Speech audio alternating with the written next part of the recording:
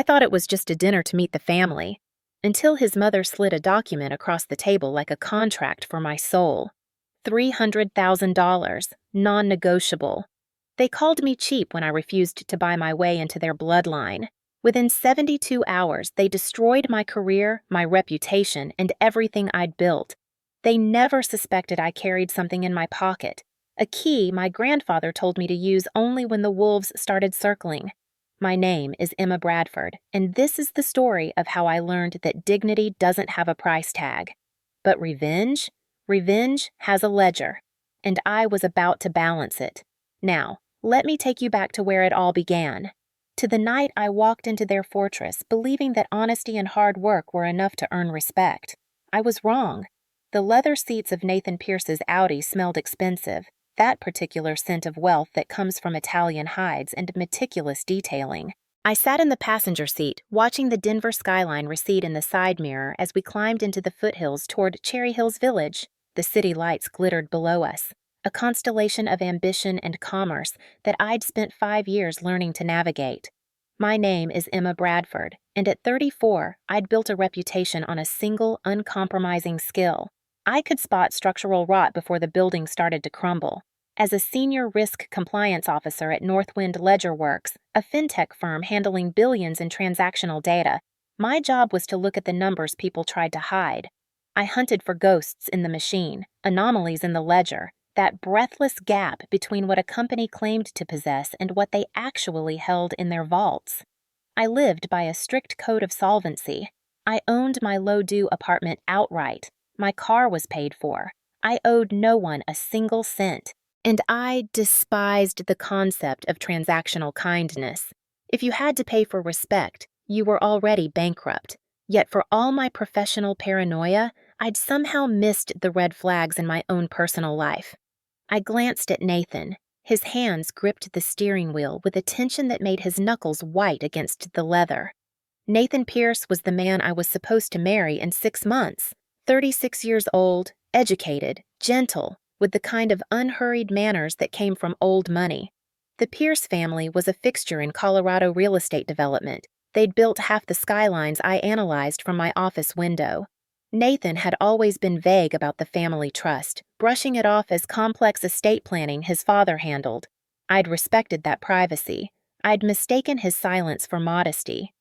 "You're shaking," I said quietly, watching his jaw clench and unclench. He didn't look at me. His eyes stayed fixed on the winding road ahead, where ancient oaks formed a tunnel of darkness lit only by his headlights. "It's fine." "Nathan." "Just—" He swallowed hard. "Just let them do most of the talking tonight, okay? They're old-fashioned, traditional. Just nod and smile and it'll be fine." That should have been my cue to ask him to turn the car around. That should have been the moment I recognized the fear in his voice for what it was. Not nervousness about introducing his fiancé, but the terror of a man leading a lamb to slaughter. But I didn't. I smoothed the skirt of my navy dress and told myself this was normal. Meeting the family was supposed to be nerve-wracking. This was just pre-dinner jitters. The Audi turned onto a long gravel driveway lined with towering oaks that must have been a century old. In the distance, the Pierce estate loomed against the darkening sky. A sprawling stone fortress that looked less like a home and more like something built to withstand a siege. It was all heavy granite and narrow windows, the kind of architecture that spoke of paranoia disguised as prestige. Most of the windows were dark, creating dead black squares against the gray stone. Only the dining room on the ground floor glowed with a harsh yellow light that seemed less welcoming than interrogational. I felt a prickle at the base of my neck. It was the same sensation I got when a quarterly audit came back too clean, too perfect, the instinctive warning that something was being hidden. "Your parents are waiting?" I asked as Nathan pulled into the circular drive and killed the engine. "Yes." His voice was tight, clipped. I reached out and touched his arm. He flinched, actually flinched, before pulling away gently but firmly. "Is everything all right?" I asked. Nathan stared straight ahead at the massive oak doors of his childhood home. For a moment, I thought he might tell me the truth. I saw his throat work as he swallowed, saw his fingers tighten on the wheel. Then he released a long breath and the moment passed. "Everything's fine," he said. "Let's go." The first thing I noticed when I stepped inside was the cold. Not the pleasant coolness of air conditioning on a warm evening, but an aggressive, bone-deep chill that made me wish I'd brought a wrap. The temperature felt deliberate, calculated, the kind of cold that preserved things. Dead things. The foyer was all dark wood and marble, with a chandelier overhead that threw sharp shadows rather than warm light. Our footsteps echoed as Nathan led me down a hallway lined with oil paintings of stern-faced men in dated suits. I recognized the style, old money, the kind that built railroads and steel mills, the kind that demanded to be remembered. The dining room was exactly what I'd expected and somehow worse. The table was a long expanse of mahogany polished to such an intense shine that I could see the reflection of the crystal chandelier above us. The place settings were formal to the point of absurdity. Multiple forks, knives arranged with military precision, wine glasses that probably cost more than my monthly car payment. At the head of the table sat Robert Pierce. He was a man composed entirely of sharp angles and expensive tailoring. His suit was charcoal gray, perfectly cut, with cufflinks that caught the light. His hair was silver at the temples, giving him that distinguished look that wealthy men cultivate. But it was his eyes that made me pause. They were cold and assessing, the eyes of someone who looked at people the way a pawnbroker looks at jewelry, calculating melt value rather than beauty. He didn't stand when I entered. He simply watched me walk to my designated chair with an expression that conveyed absolutely nothing. To his right sat Victoria Pierce. She was the kind of woman who wore preservation like armor. Her skin was pulled tight. Subtle work, expensive, but work nonetheless. Her blonde hair was a perfect helmet, lacquered into submission. She wore a cream-colored dress that probably had a designer label I'd never heard of and pearls that looked like they'd been in the family for generations. When she smiled at me, the expression didn't reach her eyes. "Sit down, Emma," Victoria said, gesturing to the chair across from her. It wasn't an invitation. It was a command. I took my seat, setting my small clutch beside my plate. Nathan sat to my left, and I noticed he immediately reached for his water glass, drinking like a man who'd been wandering in the desert. The silence that followed was suffocating. A server appeared from somewhere in the shadows, a young woman in a black uniform who moved like a ghost, pouring wine into glasses with mechanical precision. I didn't touch mine. I wanted to keep my head clear. Robert picked up his knife and fork and began cutting into a steak that had been placed in front of him. The screech of metal against porcelain was the only sound in the room. Each cut was precise, violent, the movements of a man barely containing some inner fury. I watched him, studied him the way I'd study a suspicious balance sheet, looking for the tells. There, a slight tremor in his left hand that he was trying to hide. There, a sheen of perspiration on his upper lip despite the Arctic temperature of the room. And there, the cuffs of his shirt, fraying ever so slightly, a detail that didn't match the expensive suit. My compliance brain started cataloging red flags. "So," Robert said finally, not looking up from his plate, "you're the compliance officer." "Yes, Mr. Pierce," I said, keeping my voice steady and professional. "At Northwind Ledger Works. I specialize in risk assessment and—" "Auditing," he interrupted, the word dripping with contempt. He finally looked at me, and I felt the full weight of his disdain. "A glorified hall monitor. You spend your life looking for mistakes other people make because you lack the ambition to build anything yourself." The insult landed cleanly, designed to make me defensive, to put me on the back foot. I felt Nathan tense beside me, but he said nothing. I placed my napkin in my lap with deliberate calm. "Risk management keeps the builders from burying themselves under their own ambition, Mr. Pierce. It's necessary work." Victoria let out a short, dry laugh. It was a sound without humor, like dead leaves rustling in wind. "Necessary," she repeated, as if tasting the word and finding it bitter. "That's a word people with limited vision use to justify their limitations." I felt the shift in the room's atmosphere. This wasn't a social dinner. This wasn't Nathan's parents getting to know their future daughter-in-law. This was something else entirely, something predatory. I glanced at Nathan, waiting for him to say something, to defend me, to defend us. He was staring at his plate, his jaw clenched so tight I could see the muscle jumping. The confident architect I knew, the man who could command a construction site and negotiate with city planners, had completely evaporated the moment he'd crossed the threshold of this house. Victoria cleared her throat with obvious intent. She reached beneath the table and produced a blue folder, the kind attorneys use for important documents. She slid it across the polished mahogany surface with practiced precision. It stopped exactly in front of my plate, resting beside the untouched appetizer. "We need to discuss the terms of your entry into this family," Victoria said. The temperature in the room seemed to drop another 10 degrees. I looked at the folder. Part of me didn't want to touch it, sensing that opening it would be like opening Pandora's box. Once seen, some things couldn't be unseen.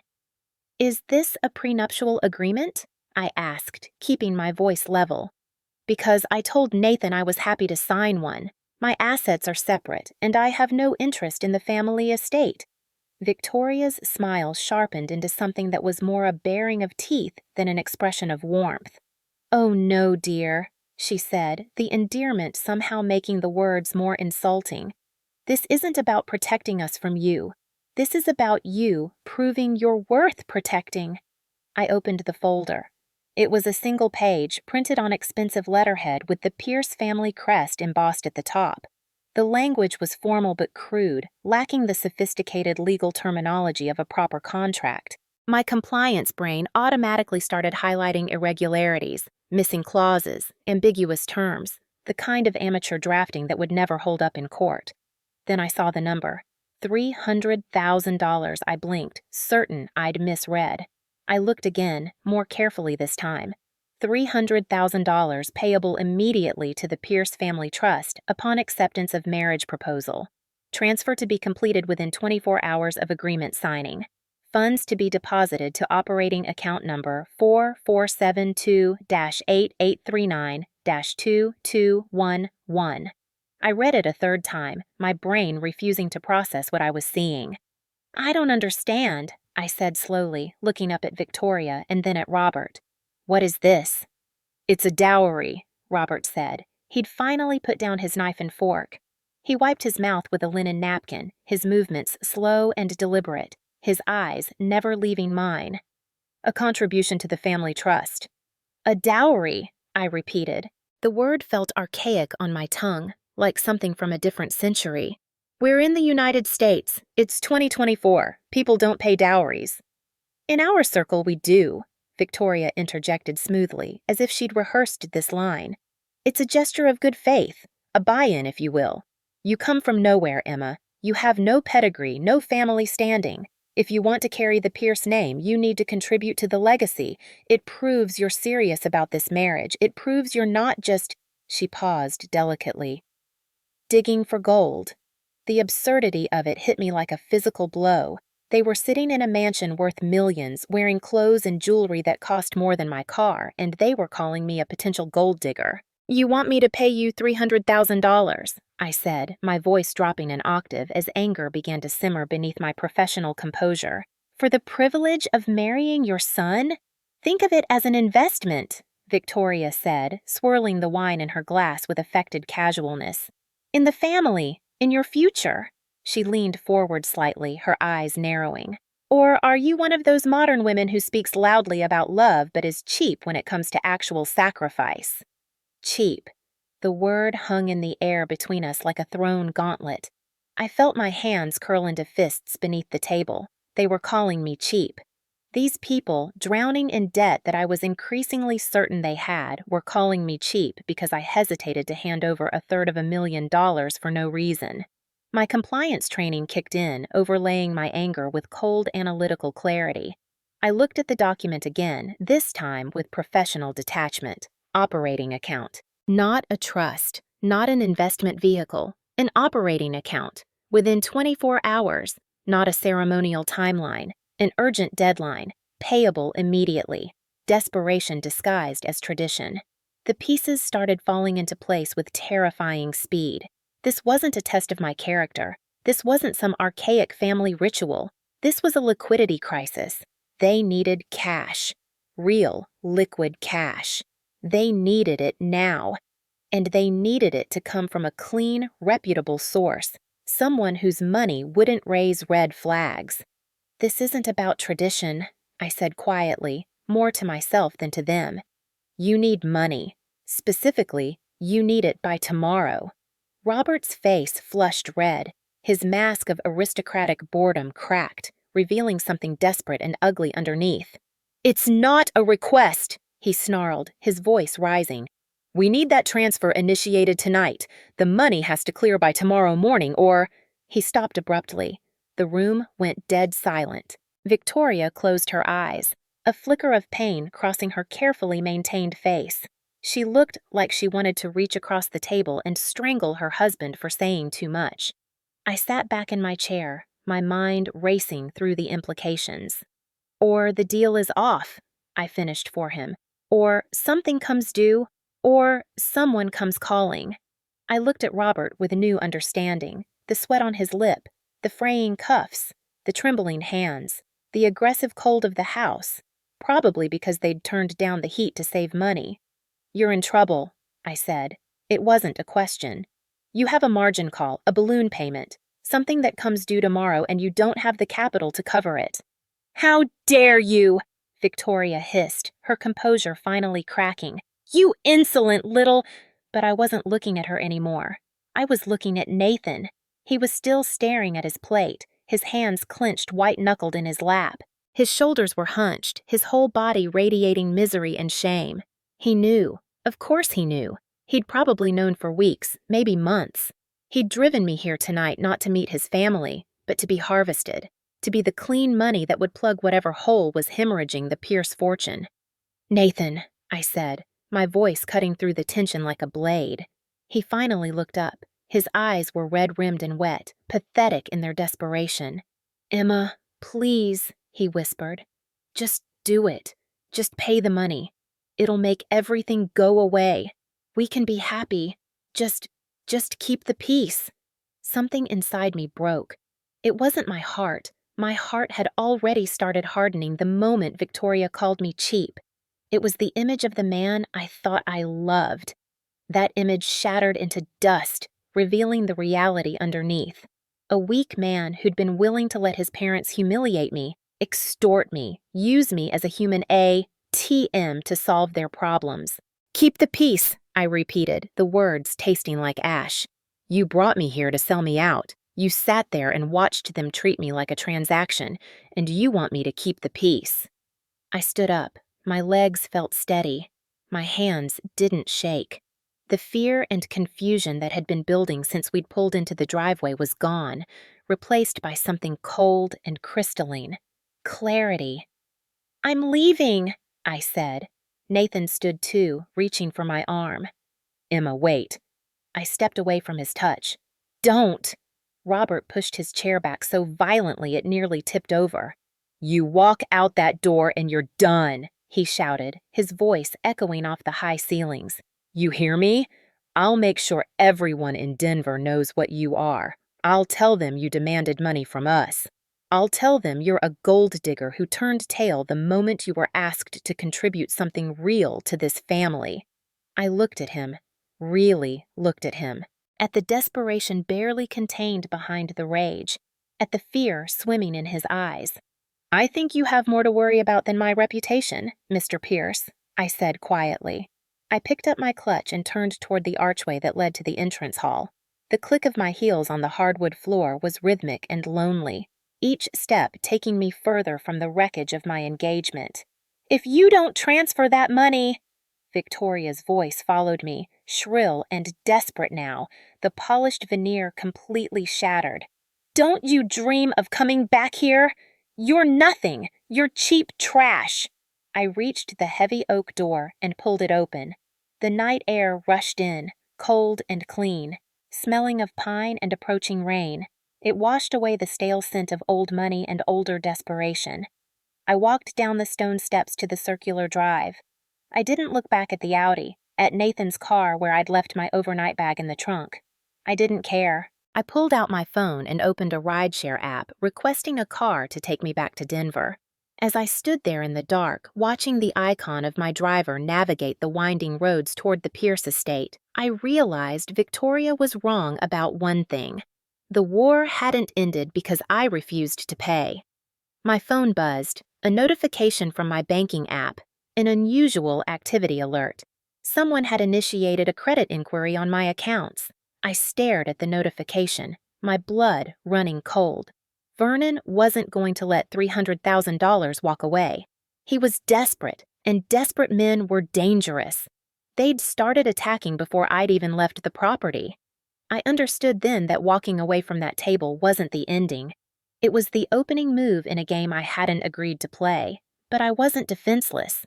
As I stood there in the darkness, I felt the weight of my clutch in my hand.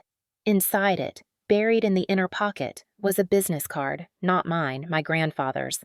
Harrison Bradford, a name I'd been trying to distance myself from for years, determined to make it on my own. When the wolves start circling, he'd told me once, "You'll know it's time." The rideshare pulled up, a generic sedan with a tired-looking driver who didn't ask questions about why a woman in a cocktail dress was being picked up from a mansion at night. I got in, gave him my address, and pulled out my phone. The notifications were multiplying. Another credit inquiry, a fraud alert from the venue where we'd booked our wedding reception, an email from the florist asking me to verify payment source due to concerns. They weren't just angry. They were already deploying their attack. As the car wound back down through the darkness toward the city lights of Denver, I opened my contacts and scrolled to a name I hadn't called in 2 years. Harrison Bradford, grandfather. My thumb hovered over the call button. Not yet, I told myself. Not yet. But soon. The wolves were circling, and I was about to learn that I'd inherited sharper teeth than they'd ever suspected. The rideshare dropped me off at my building in Lodo at 10:47 p.m. The street was quiet, the kind of late weeknight silence that usually felt peaceful. Tonight it felt ominous. I rode the elevator to the 8th floor, my phone vibrating constantly in my hand. The screen was a cascade of notifications, each one a small detonation in what was clearly a coordinated assault. Email from Rocky Mountain Events Center. Subject: cancellation notice. Bradford/Pierce wedding. I opened it while walking down the hallway to my apartment. Dear Ms. Bradford, due to a sudden flagging of the payment source associated with your reservation, we have been advised by our merchant processor to void the transaction and release the date. We have also received external reports regarding potential fraudulent activity linked to this booking. We are unable to host your event. Your deposit of $5,000 will be returned within 7 to 10 business days pending fraud investigation. Fraudulent activity. The words made my stomach turn. I'd paid that deposit myself 2 weeks ago, a direct transfer from my personal checking account that I'd verified 3 times. There was nothing fraudulent about it except the accusation itself. I unlocked my apartment door and stepped inside. The air was stale, holding the silence of a life that had been normal just 6 hours ago. I dropped my clutch on the kitchen counter and pulled up my banking app with shaking hands. Not from fear, but from a rising fury that felt like heat beneath my skin. Before I could check my accounts, another notification slid down my screen. Bloom and Petal Florists. Need to verify payment source before proceeding. Concerns raised about account holder. Then another. Summit Catering Denver. Please contact us regarding your event. Our compliance department has flagged your deposit. They weren't just angry about my refusal. They were systematically destroying every vendor relationship I'd built for a wedding that would now never happen. I sank onto my couch, still wearing my coat, and opened my laptop. My email inbox was a war zone. 15 new messages, all variations on the same theme. Fraud, suspicious activity, concerns about payment. Someone had picked up the phone the moment I'd left that dinner table. They'd called every vendor on my wedding planning spreadsheet, a document Nathan had access to, and whispered the word fraud into the ears of small business owners who were terrified of chargebacks and legal liability. This wasn't random. This was strategic, surgical destruction. I tried calling Nathan, The call went straight to voicemail. I tried again. Same result. He'd either turned off his phone or blocked my number. Then came the banking alert that made my blood run cold. Unusual activity detected on joint checking account number 8847. Account temporarily frozen. Please visit a branch to verify identity and recent transactions. The joint account. Nathan and I had opened it 3 months ago, a symbolic gesture toward our future. We'd each deposited a few $100s monthly to save for our honeymoon in Italy. It was the only financial tie I'd allowed, keeping everything else carefully separate. I logged into the account. The screen showed a red banner, "Account locked, pending fraud review." They hadn't just attacked my reputation. They'd weaponized the banking system against me. I understood the cascade effect this would trigger. Modern banking algorithms were designed to detect patterns. If one account associated with my identity was flagged for fraud, the system would automatically flag related accounts for review. My personal checking, my savings, my investment accounts. Everything would be locked pending investigation. They were trying to freeze me out of my own life. My phone rang. Unknown number. I let it go to voicemail. It rang again immediately. Different unknown number. I answered the fourth call, staying silent. "We know what you are." The voice was distorted, synthetic, run through some kind of voice modulation software. "You're a thief, a con artist. You tried to extort a respected family, and now everyone will know." The line went dead. I turned off my phone and sat in the darkness of my living room, watching the city lights of Denver flicker through my windows. Yellow and white, the ambitious glow of a city that never truly slept. I was a compliance officer. I knew exactly how these systems worked. I knew that once a red flag was planted in a digital profile, it took months, sometimes years, to remove it. The algorithms didn't care about truth. They cared about patterns and risk assessment. Robert and Victoria weren't trying to get me to pay the $300,000 anymore. That ship had sailed. They were punishing me for saying no. They were making sure that even if I cleared my name, the stain would follow me forever. I didn't sleep that night. I spent it staring at the ceiling, mentally cataloging my defenses, preparing for the legal battle ahead. I was looking in the wrong direction. I thought they'd come for my bank accounts, for my money. I didn't expect them to come for my identity itself. The email arrived at 7:34 a.m. I'd turned my phone back on at 7, checking for any messages from Nathan. Some part of me still hoping he'd come to his senses, that he'd call and apologize and help me fight his parents. Instead, I got a corporate execution notice. From Linda Foster, Human Resources Director, Northwind Ledger Works. Subject: urgent, mandatory disciplinary hearing. Ms. Bradford, you are required to present yourself at the executive conference room on the 42nd floor at 9 a.m. sharp. Your presence is mandatory. Do not log into your workstation. Do not access company servers. Do not contact any colleagues regarding this matter. Failure to appear will be considered voluntary resignation. The email was brief, cold, and terrifying in its implications. The instruction not to access company systems meant they'd already decided I was a threat. I was being treated like a security risk, not an employee with 5 years of spotless service. I showered and dressed in my sharpest charcoal suit, Armani, the one I'd bought after my first promotion. I applied my makeup with the precision of war paint, foundation to hide the dark circles under my eyes, mascara to make myself look alert instead of exhausted, lipstick in a shade called Power Play. If they were going to fire me, I'd make them look me in the eye while they did it. I drove to the downtown tower where Northwind occupied floors 38 through 47. The morning sun was blinding, bouncing off the glass skyscrapers, creating a glare that felt like nature itself was mocking me. The lobby was bustling with the usual morning rush, men and women in business attire, clutching coffee cups and briefcases, absorbed in their phones. I used to be one of them. Now I felt like a ghost walking among the living. I approached the security turnstiles, fishing my badge from my purse. I'd walked through these gates every morning for 5 years. I knew Gary, the security guard, by name. I'd brought him coffee every Christmas. I tapped my badge against the sensor. The light turned red. A harsh, dissonant beep echoed through the lobby. I tried again, thinking it was a glitch. Red light. Beep. "Excuse me, miss." I turned. Gary stood a few feet away, looking pained. He wouldn't meet my eyes. "I'm sorry, Ms. Bradford," he said, his voice low and uncomfortable. "Your credentials have been revoked." Behind me, I could feel people watching.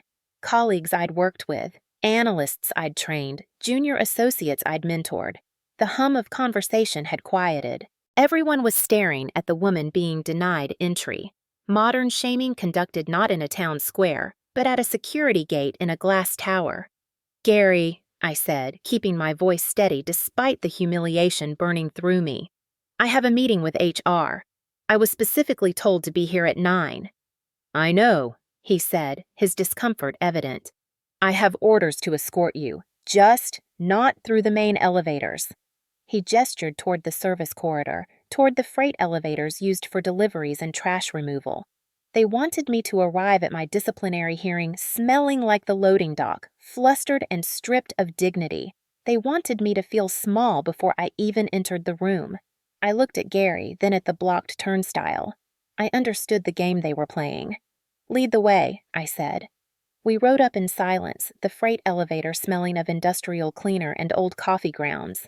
The metal walls were covered in scuff marks and dents, a stark contrast to the polished brass and mirrors of the executive elevators. When the doors opened on the 42nd floor, Linda Foster was waiting. She was a woman in her late 40s who'd always been professionally cordial to me. I'd been to her baby shower 2 years ago, had contributed to the group gift, had signed the card. Today, she looked at me like I was a stranger. Standing next to her was a man I didn't recognize. Tall, impeccably dressed in a suit that probably cost more than my monthly rent, with the predatory stillness of a shark. "Ms. Bradford," Linda said, her voice carefully neutral. "This is David Sterling. He's outside counsel for the firm." Sterling extended his hand, but there was nothing friendly in the gesture. His grip was cool and professional, the handshake of someone preparing for litigation. We walked to a conference room with glass walls, one of the fishbowls we called them, designed so that executives could see what was happening inside while making it feel exposed and vulnerable to anyone being questioned. They sat on one side of the table. I sat on the other. There was no water pitcher, no coffee, none of the usual courtesies of a professional meeting. "Ms. Bradford," Sterling began, opening a thick manila folder. He didn't waste time on pleasantries. "We've received a credible whistleblower complaint regarding a severe conflict of interest in your department." I frowned. A conflict of interest? I audit internal processes. I have no client-facing role. I've never worked on— "The complaint alleges," Sterling continued, speaking over me, "that you have been manipulating risk assessment models to artificially inflate the creditworthiness of a specific external entity, an entity with which you have a personal, undisclosed relationship." He slid a document across the table. It was a printout of a risk profile for Pierce Development. My blood ran cold. The document showed a series of manual overrides on the risk scores for Robert Pierce's company. The timestamps were from late nights over the past month. 9:47 p.m. on a Tuesday, 11:23 p.m. on a Thursday, 2:14 a.m. on a Saturday. Times when I would have been home, asleep, or reading or watching television. Times when I couldn't prove where I was or what I was doing. "I didn't do this," I said, my voice firm, despite the panic clawing at my throat. "My login logs will prove it. I haven't touched the Pierce Development file. I recused myself from any automated checks involving them the day Nathan and I got engaged. That's on record. It's protocol." Sterling's smile was tiny and tight, the smile of a man who knew he was holding all the cards. "We have logs showing your credentials were used," he said. "But more damning, Ms. Bradford, is the motivation." He pulled another sheet from the folder. "We have evidence that you were pressuring the Pierce family for personal financial gain, using your position at Northwind as leverage." My mouth went dry. "That's not—" "We've been told that you threatened to downgrade their credit standing in our system if they didn't pay you a significant sum of money." Sterling's eyes glinted with malicious satisfaction. "A dowry, I believe you called it. $300,000. The room spun. It was a masterpiece of inversion. They had taken the truth, Robert demanding money from me, and flipped it completely. They were accusing me of extorting them. And because I was the risk officer, the one with the power to approve or deny credit ratings, the lie had a terrifying plausibility. "That is a lie," I said, gripping the edge of the table. "Robert Pierce demanded $300,000 from me last night, at his home, in front of his wife and son. I refused. This is retaliation." "Retaliation," Sterling repeated, as if tasting the word and finding it amusing. "That's a convenient defense, Ms. Bradford. However, we have corroborating evidence of your financial desperation and your aggressive demands." He slid a photograph across the table. It was a screenshot of a text message conversation. My text messages. Private exchanges between Nathan and me. My eyes widened as I scanned the conversation from 3 days ago. Me. "We need to talk about the finances for the house. I need to know the numbers are solid before we move forward." Nathan. "Everything's fine. My dad has it handled." Me. "I need to see the actual documentation, Nathan. I can't sign mortgage papers without knowing the full picture." In context, it was an innocent conversation about buying a house together, about my professional caution regarding major financial commitments. I'd been asking about interest rates and down payment structures, but presented here by a lawyer in this context, it looked like something else entirely. It looked like I was pressuring him, demanding to see family finances, squeezing them for information I could use as leverage. "Where did you get this?" I asked, my voice barely above a whisper. "This is a private conversation with my fiancé." "It was provided as part of the whistleblower complaint," Sterling said smoothly, "to demonstrate your pattern of financial aggression toward the Pierce family." The realization hit me like a physical blow. Nathan had handed over his phone. He'd let his parents, or their lawyers, scroll through our entire message history, cherry-picking sentences that could be twisted into evidence. He'd weaponized our intimate conversations to build a case against me. Linda finally spoke, looking down at the table instead of at me. "Given the severity of the allegations and the potential federal implications of data manipulation, we have no choice. You're suspended effective immediately, without pay, pending a full forensic investigation." She slid a packet of papers toward me.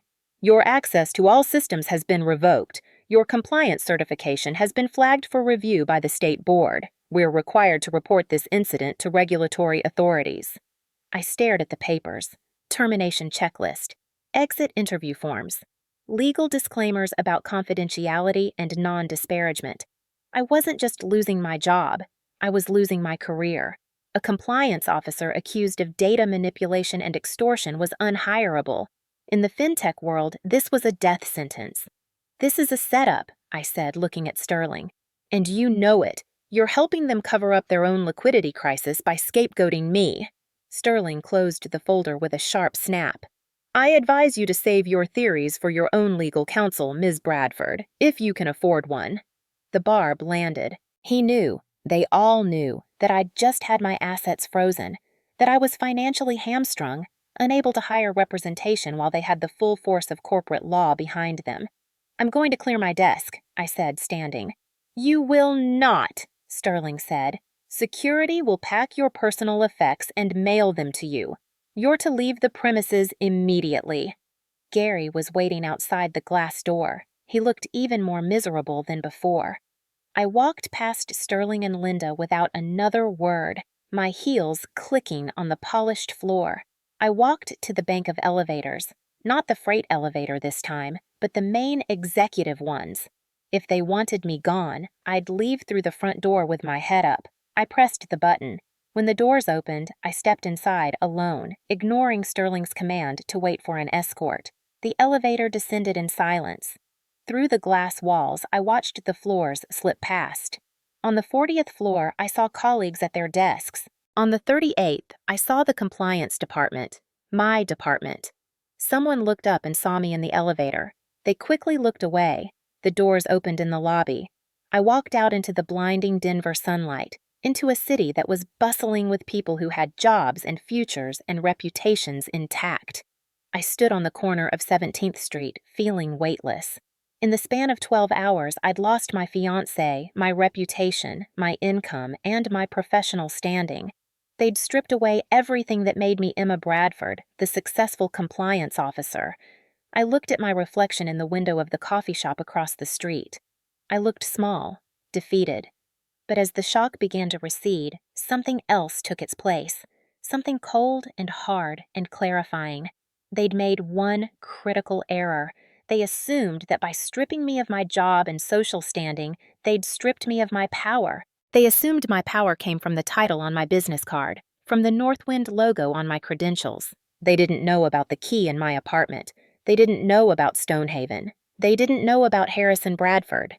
They'd successfully pushed me out of my life, but in doing so, they'd pushed me directly toward the one thing my grandfather had told me to avoid until absolutely necessary. I pulled out my phone and opened my contacts. I scrolled past Nathan's name without hesitation, past colleagues who'd probably already blocked me, past professional acquaintances who wouldn't touch me now that I was radioactive. I found the number I was looking for. The one I'd been avoiding for 2 years, determined to make it on my own. But I wasn't on my own anymore. I was at war. And wars required weapons. I drove straight to Capitol Hill to a brick walk-up that smelled permanently of old radiators and Thai takeout. The kind of building where rent was cheap and ambition ran high, where young professionals scraped by on dreams and student loan deferments. This was where Jessica Taylor lived and worked. Jess had been my study partner in graduate school, back when I was getting my certification in compliance, and she was grinding through law school. She'd gone the public service route, specializing in tenant rights and small business disputes. She didn't wear designer suits or work in glass towers. She worked from her cramped apartment, taking on cases that bigger firms wouldn't touch, fighting for people who couldn't afford to fight for themselves. She also had a mind like a steel trap and zero patience for bullshit. I knocked on her door. It opened 10 seconds later. Jess stood there in oversized sweater and yoga pants, her dark hair in a messy bun with a pencil stuck through it. She held a half-eaten bagel in one hand and her phone in the other. She took one look at my face, at the carefully maintained composure that was barely holding together, and stepped aside. "Get in," she said. Her apartment was exactly as I remembered, organized chaos. Law books stacked on every surface, a laptop surrounded by scattered papers on the coffee table, a whiteboard on the wall covered in case notes and deadlines. It smelled like coffee and determination. I sat on her lumpy couch, still wearing my coat, and told her everything. The dinner, the dowry demand, the refusal, the systematic destruction that had begun the moment I'd walked out, the frozen accounts, the vendor cancellations, the disciplinary hearing, the inverted accusations. When I finished, the room was silent except for the hum of her ancient refrigerator. Jess stopped pacing. She leaned against her overflowing bookshelf and crossed her arms, her expression shifting from sympathetic friend to calculating attorney. "They're not just trying to break you, Emma," she said, her voice devoid of its usual sarcasm. "This is a containment strategy." "Explain," I said, rubbing my temples where a headache was beginning to build. "Think about it," Jess said, gesturing with her bagel for emphasis. "If they just wanted money, they'd keep negotiating. They'd give you time, apply pressure gradually, but they went nuclear immediately. Why?" I shook my head, waiting. "Because you're a risk officer," Jess continued. "You spot rot for a living. You know how to read financial statements, how to identify fraud patterns, how to trace money. By firing you and discrediting you as an extortionist, they've inoculated themselves against anything you say in the future." She walked over and sat across from me, her eyes intense. "If you go to the police now and say they tried to shake you down for 300 grand, it looks like a desperate lie from a disgruntled ex-employee who was fired for fraud. They destroyed the witness before the crime could be reported." The full scope of it hit me. "They made me radioactive." "Exactly," Jess said. "But," she held up a finger, "that also tells me they're terrified. You don't burn down a house to kill a spider unless that spider is sitting on a stick of dynamite." She stood and walked to her kitchenette, pouring 2 mugs of cheap black coffee. "We need to find the dynamite." The buzzer to her building rang, sharp and aggressive. Jess frowned and walked to the intercom. "Who is it?" she barked. "Delivery for Ms. Bradford." A voice crackled back. I stiffened. "How do they know I'm here?" Jess pressed the button. "Because they're tracking your phone, your car, or both." She looked at me. Did you drive here? I nodded. They've got eyes on your vehicle. She buzzed the courier up. They want you to know they're watching. It's psychological warfare. 2 minutes later, a courier in a bike helmet knocked on the door. He handed me a thick manila envelope, had me sign for it on his tablet, and left without a word. I opened it with shaking hands. Inside was a letter on heavy cream-colored bond paper with the letterhead of Morrison & White, a law firm I recognized immediately. They represented half the major developers in Denver, including, I was now certain, the Pierce family. Cease and desist order.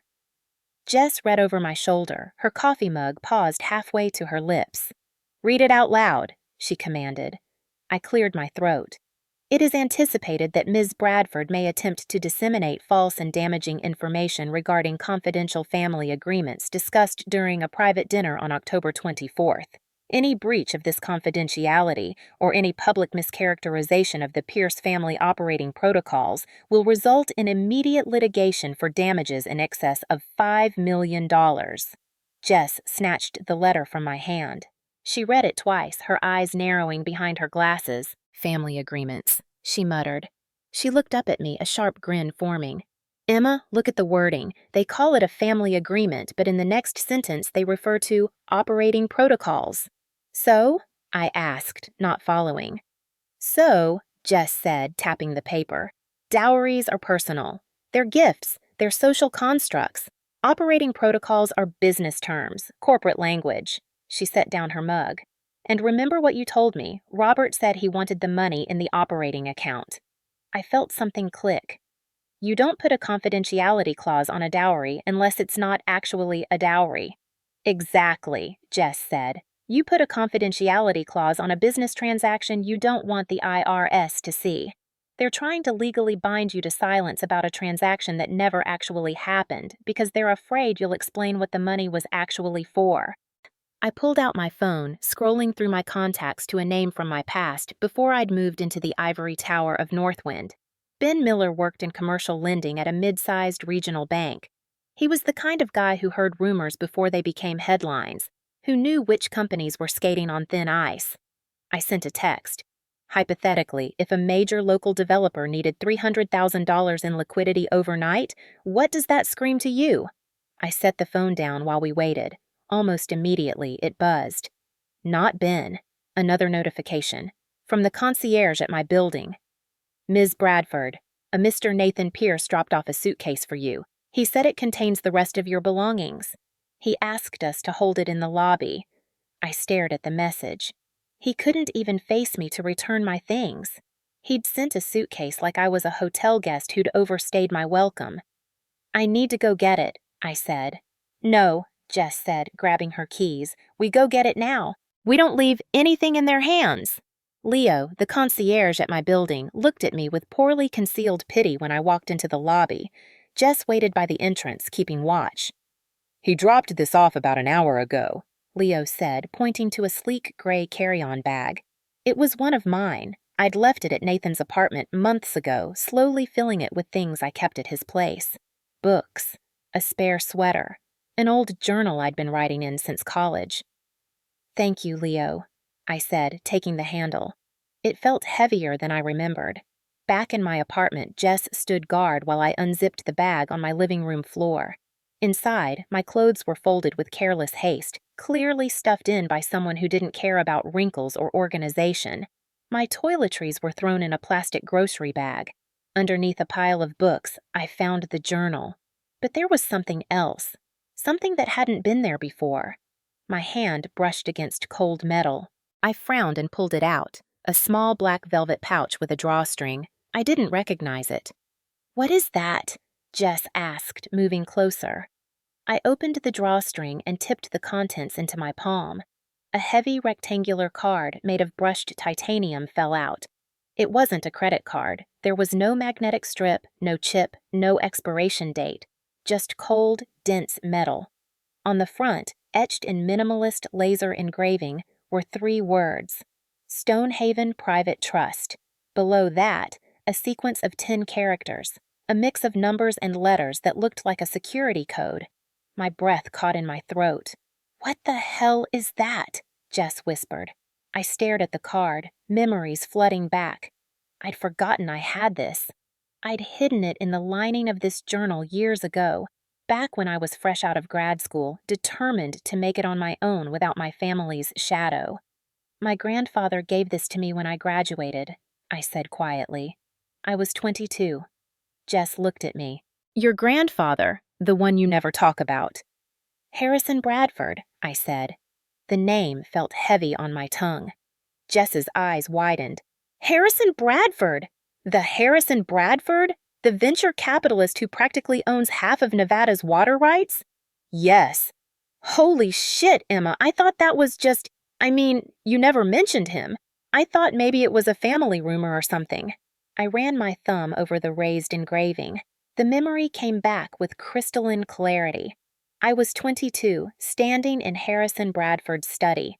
The room smelled of cedar and old money, leather-bound books, aged scotch, wood polish that cost more per ounce than most people spent on cologne. The house was in Connecticut, a sprawling estate that looked like something from a different era. I'd flown out after my graduation ceremony, still wearing my cap and gown, my diploma in a cardboard tube under my arm.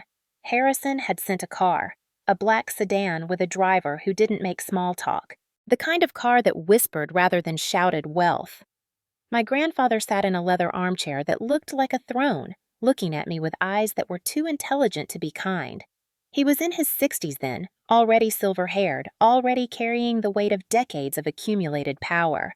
So you want to go out there and play peasant, he'd said. No greeting, no congratulations on graduating, just that flat statement. I want to build my own career, I'd replied, chin up, determined not to be intimidated. I want to make it on my own merit. Merit? He'd laughed, but it wasn't a cruel sound, just knowing. You think the world runs on merit? You're smarter than that, Emma. The world runs on leverage, on capital, on who owes whom. I don't want to owe anyone, I'd said. Everyone owes someone. He'd stood then, walking to his desk. But if you want to go climb corporate ladders and file compliance reports, fine. Build your little life, get your little apartment. Date your little boyfriends. He'd opened a drawer and pulled out a small velvet pouch. But remember one thing, he'd continued, his voice dropping to something harder, more serious. The world is full of wolves who think they're shepherds. They'll let you graze until you get fat, and then they'll eat you. He'd slid the titanium card across the desk. It had made a heavy sound against the wood, the unmistakable weight of dense metal. If the day comes when they start biting and your compliance manuals can't save you, use this. But only then, Emma, because once you use it, you're admitting that their game is rigged and you're ready to play by mine. I'd picked up the card, feeling its unusual weight. What's your game, grandfather? He'd looked at me with those ice blue eyes, the same eyes I saw in the mirror. Ownership, he'd said simply. When they ask you to pay for a seat at the table, you check to see who owns the table. Usually, it's me. I snapped back to the present. Jess was staring at me. Emma, she said carefully. What is that card? My phone buzzed. Text from Ben Miller. I looked at the screen. Ben, keep this off the record. The name you're thinking of, they're radioactive, not just a liquidity crunch. I heard they're under preliminary inquiry by Department of Housing regarding the Riverfront grant. If they default on their bridge loan this week, the audit goes public. They're desperate for clean cash to cycle through their books to show solvency. Stay away. I read the text out loud. Jess let out a low whistle. The Riverfront grant, she said. That's a city contract. If they're misusing those funds, that's federal territory. Wire fraud, embezzlement. She looked at me, understanding dawning. That's why they needed your $300,000. It wasn't a dowry, it was a patch. They needed clean, traceable money from a reputable source, I said, the final pieces falling into place. From me, to fill a hole in the ledger before the auditors arrived. And because I'm a compliance officer, my money looks cleaner than anyone's. They were going to use you to launder their fraud, Jess whispered. And when you said no, they tried to destroy me so I wouldn't figure it out. I looked at the titanium card in my hand, at the code etched into its surface, at the weight of it, the promise and threat it represented. Where are you going? Jess asked as I stood up. To find out who owns the table, I said. I looked at the clock on my wall. It was 4:17 p.m. What's Stonehaven? Jess asked. A fortress, I said. And tomorrow morning, I'm going to walk through its doors.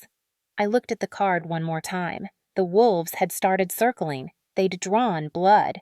It was time to show them I'd inherited sharper teeth than they'd ever suspected.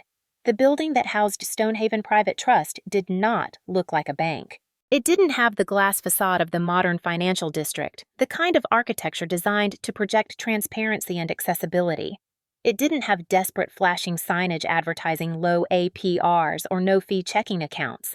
It sat on a corner of the old financial district, a monolith of gray granite that seemed to absorb light rather than reflect it. I stood on the sidewalk at 8:47 a.m., clutching my purse where the titanium card sat in the inner pocket. The morning traffic of Denver flowed around me, people rushing to work, to meetings, to lives that still made sense. But standing in the shadow of this building, the sound seemed to dampen, as if the structure itself created a bubble of silence. The architecture was deliberately intimidating.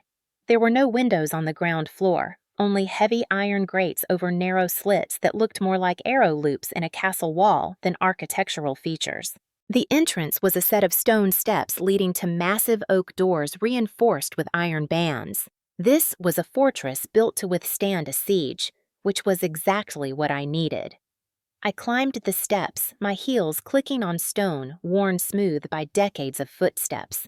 There was no automatic door. I had to push against the heavy oak, using my shoulder to open it. The door moved with reluctant weight, as if testing whether I was strong enough to enter. Inside, the temperature dropped 10 degrees. The lobby was vast and empty, designed to make visitors feel small. The floor was a checkerboard of black and white marble that echoed with every step. The ceiling soared 20 feet above, supported by granite columns. The air smelled of beeswax and old paper, the scent of money that had been sitting undisturbed for generations. There were no tellers, no lines of velvet ropes, no brochures offering investment advice. At the far end of the lobby sat a single desk made of dark walnut, polished to a mirror shine. Behind it sat a woman who looked less like a receptionist and more like a guardian at the gates of hell. She was perhaps 50, wearing a severe black blazer that looked like it had been tailored by someone who understood armor. Her hair was pulled back so tightly it looked painful, revealing a face of sharp angles and cool assessment. I walked across the marble, my footsteps echoing in the cavernous space. Each click of my heels announced my approach like a countdown. The woman didn't look up from her computer screen. Her fingers continued typing with mechanical precision. "May I help you?" she asked. Her tone suggested that helping me was the last thing she intended to do. "I need to see a manager," I said, keeping my voice steady. She finally looked up. Her eyes swept over me in a single dismissive glance, taking in my suit, expensive, but not quite expensive enough for this place. My face, tired despite the makeup. My demeanor, professional but clearly under stress. She saw what she expected to see. Someone who didn't belong here. "Appointments are required for all consultations," she said, her hand moving toward her phone, likely to call security. "And Stonehaven is a private wealth management firm. We don't offer retail banking services. If you're looking for a checking account, there's a commercial bank 3 blocks east on—" I reached into my pocket and pulled out the titanium card. I didn't slam it down. I didn't make a show of it. I simply placed it on the desk with deliberate care. The sound it made was distinctive, a heavy, dull thud, not the plastic clatter of a credit card. The solid impact of dense metal meeting expensive wood. The sound of a weapon being placed on a table. The woman froze. Her eyes dropped to the card. I watched her face drain of color, the transformation happening in real time. The professional disdain vanished, replaced by something that looked like shock or fear or both. She stared at the laser etching. Stonehaven Private Trust. Then at the 10-character code below it. Her lips parted slightly, and I heard her breath catch. She didn't touch the card. She stared at it like it might burn her fingers. "One moment," she whispered. Her voice had completely changed, no longer dismissive, now trembling slightly. "One moment, please." She stood so quickly her chair scraped loudly against the marble. She hurried toward a pair of double doors behind the desk, disappearing into the shadows of the inner sanctum. I stood alone in the lobby, feeling a strange sense of displacement. The card had transformed me in her eyes. I was no longer Emma Bradford, the suspended compliance officer with frozen accounts and a shattered reputation. I was something else. Someone else. The bearer of the key. 2 minutes later, I counted them on my watch, the double doors opened. A man walked out. Tall, perhaps 60, wearing a suit that was impeccably cut but dated in style, like something from a 1950s film noir. He had silver hair swept back from a high forehead and a face that revealed absolutely nothing. No warmth, no curiosity, no judgment. Just calculated neutrality. He moved with fluid precision, each step measured and purposeful. He walked straight to the desk, looked at the card still sitting on the polished wood, then at me. "Ms. Bradford," he said. His voice was a deep baritone, smooth as aged whiskey. Not a question, a statement. I nodded. "I am Cyrus Langford," he said. "I am the director of this branch." He picked up the card, handling it with something approaching reverence, and extended it back to me. "Please follow me." He didn't offer a handshake, he didn't smile. He simply turned and walked toward the double doors, expecting me to follow. We walked through corridors lined with oil paintings of men who looked like they'd owned railroads and steel mills. Men in dark suits with hard eyes and harder fortunes. The portraits were unlabeled. If you had to ask who they were, you didn't belong here. We didn't go to an office. We walked to the end of the hall where a massive circular vault door stood. It was the kind of door you'd see in a bank heist movie. Heavy steel, complex locking mechanisms, a wheel in the center that looked like it belonged on a submarine. The door was already open, revealing a smaller room beyond. The walls were lined with safety deposit boxes, each one labeled with a number but no name. In the center of the room sat a single table, dark wood, with a computer terminal that looked jarringly modern against the antique surroundings. Cyrus gestured for me to sit. I took the chair facing the terminal. He sat across from me, his movements careful and deliberate. "We require verification," he said. Not a question, a statement of procedure. I handed him my driver's license. He scanned it, then placed a small biometric scanner on the table between us. It glowed with a soft blue light. "Right thumb, please." I pressed my thumb against the glass. The light flashed green. A soft chime indicated acceptance. "And the code," Cyrus said softly. "The alphanumeric sequence associated with the trust." I closed my eyes. I hadn't thought about this code in 12 years, but the moment he asked, it was there, burned into my neural pathways like muscle memory. My grandfather had made me write it 100 times in a notebook, then burned the notebook in the fireplace while I watched. He'd made me recite it backward and forward, timing me with a stopwatch until I could do it in under 5 seconds. I opened my eyes and looked at the keypad built into the table. I typed 741 Zulu Echo 9. Break 2 Alpha. I pressed enter. The screen in front of Cyrus flickered. Then it came alive, data scrolling down the monitor faster than I could read. It was a waterfall of numbers, assets, legal entities, corporate structures. Line after line of information flooding the screen. Cyrus watched the data scroll. His stoic expression faltered for just a fraction of a second. His eyebrows lifted perhaps a millimeter, a microscopic movement that for a man like him was the equivalent of a scream of surprise. He turned the monitor so I could see. I looked, and my breath stopped. I'd expected to see a bank account, maybe a trust fund with a few $100,000, perhaps $1 million if my grandfather had been generous. A safety net for his granddaughter who'd insisted on making it on her own. What I saw was not a bank account, it was an empire. The screen displayed a complex web of holding companies, real estate investment trusts, bond portfolios, and liquid capital reserves. Each entity was connected to others through ownership percentages and legal structures so intricate they looked like a neural network. But it was the header at the top of the screen that made my hands start shaking. Status: sleeping partner. Activation confirmed controller. Harrison Bradford beneficiary. Proxy, Emma Bradford. Total accessible assets, $847 million. I stared at the number, certain it was a mistake.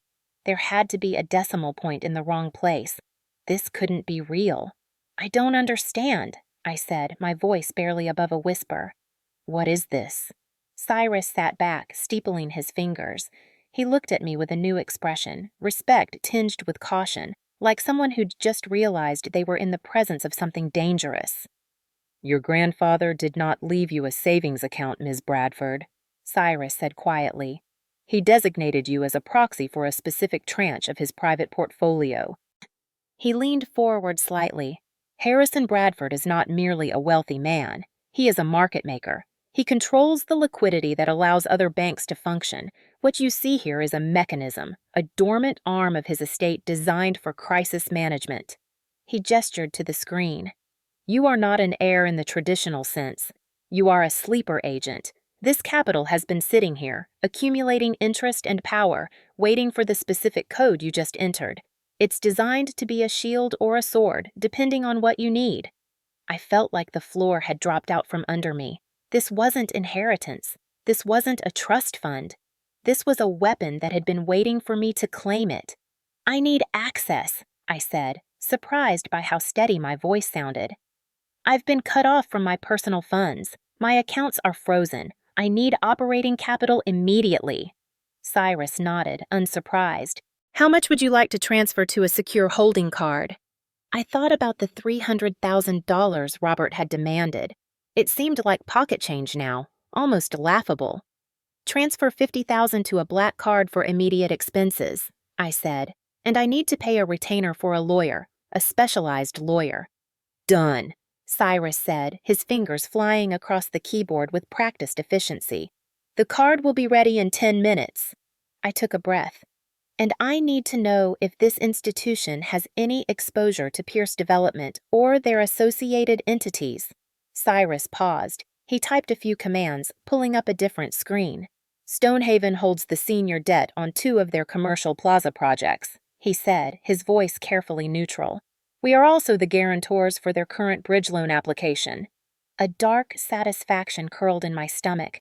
Robert and Victoria were borrowing from the very institution their target controlled. They'd been trying to rob a bank that was ultimately mine. Freeze it, I said. Cyrus looked at me, waiting. Flag the bridge loan for internal compliance review, I clarified. Put a hold on any capital releases pending a full audit. If they ask why, tell them there are concerns regarding the source of their liquidity and the validity of their collateral. Cyrus allowed himself the ghost of a smile. That will effectively cripple their cash flow for the next 48 to 72 hours. They won't be able to make payroll or cover their outstanding obligations. Good, I said. The word came out colder than I intended, but I didn't take it back. Cyrus opened a drawer in the desk and pulled out 2 items, a thick, wax-sealed envelope and a small metallic USB drive. He slid them across the table. These were left with instructions to be given to you only upon full activation of the trust, he said. I reached for the envelope. It was heavy, filled with what felt like densely packed paper. What is it? I asked. The envelope contains legal instruments, Cyrus said. Powers of attorney, guardianship proxies, documents that supersede standard corporate structures in the event of certain contingencies. Your grandfather was thorough. He pointed to the USB drive, and that contains the ledger. The ledger? The record of where the bodies are buried, Cyrus clarified, his voice dropping slightly. Or in your grandfather's case, where the money really comes from and where it really goes. Corporate structures, off-book transactions, the map of the invisible empire. He looked at me, his expression grave. Ms. Bradford, I must caution you. Once you take these items out of this room, you are no longer a private citizen. You are an active player in a very high-stakes game. The Pierce family is a nuisance, but the people your grandfather deals with are different. They play at a level where... I'm already in the game, I interrupted. I didn't ask to play, but I'm certainly going to finish it. I put the USB drive in my pocket next to the titanium card. I kept the envelope in my hands. Cyrus stood. One more thing.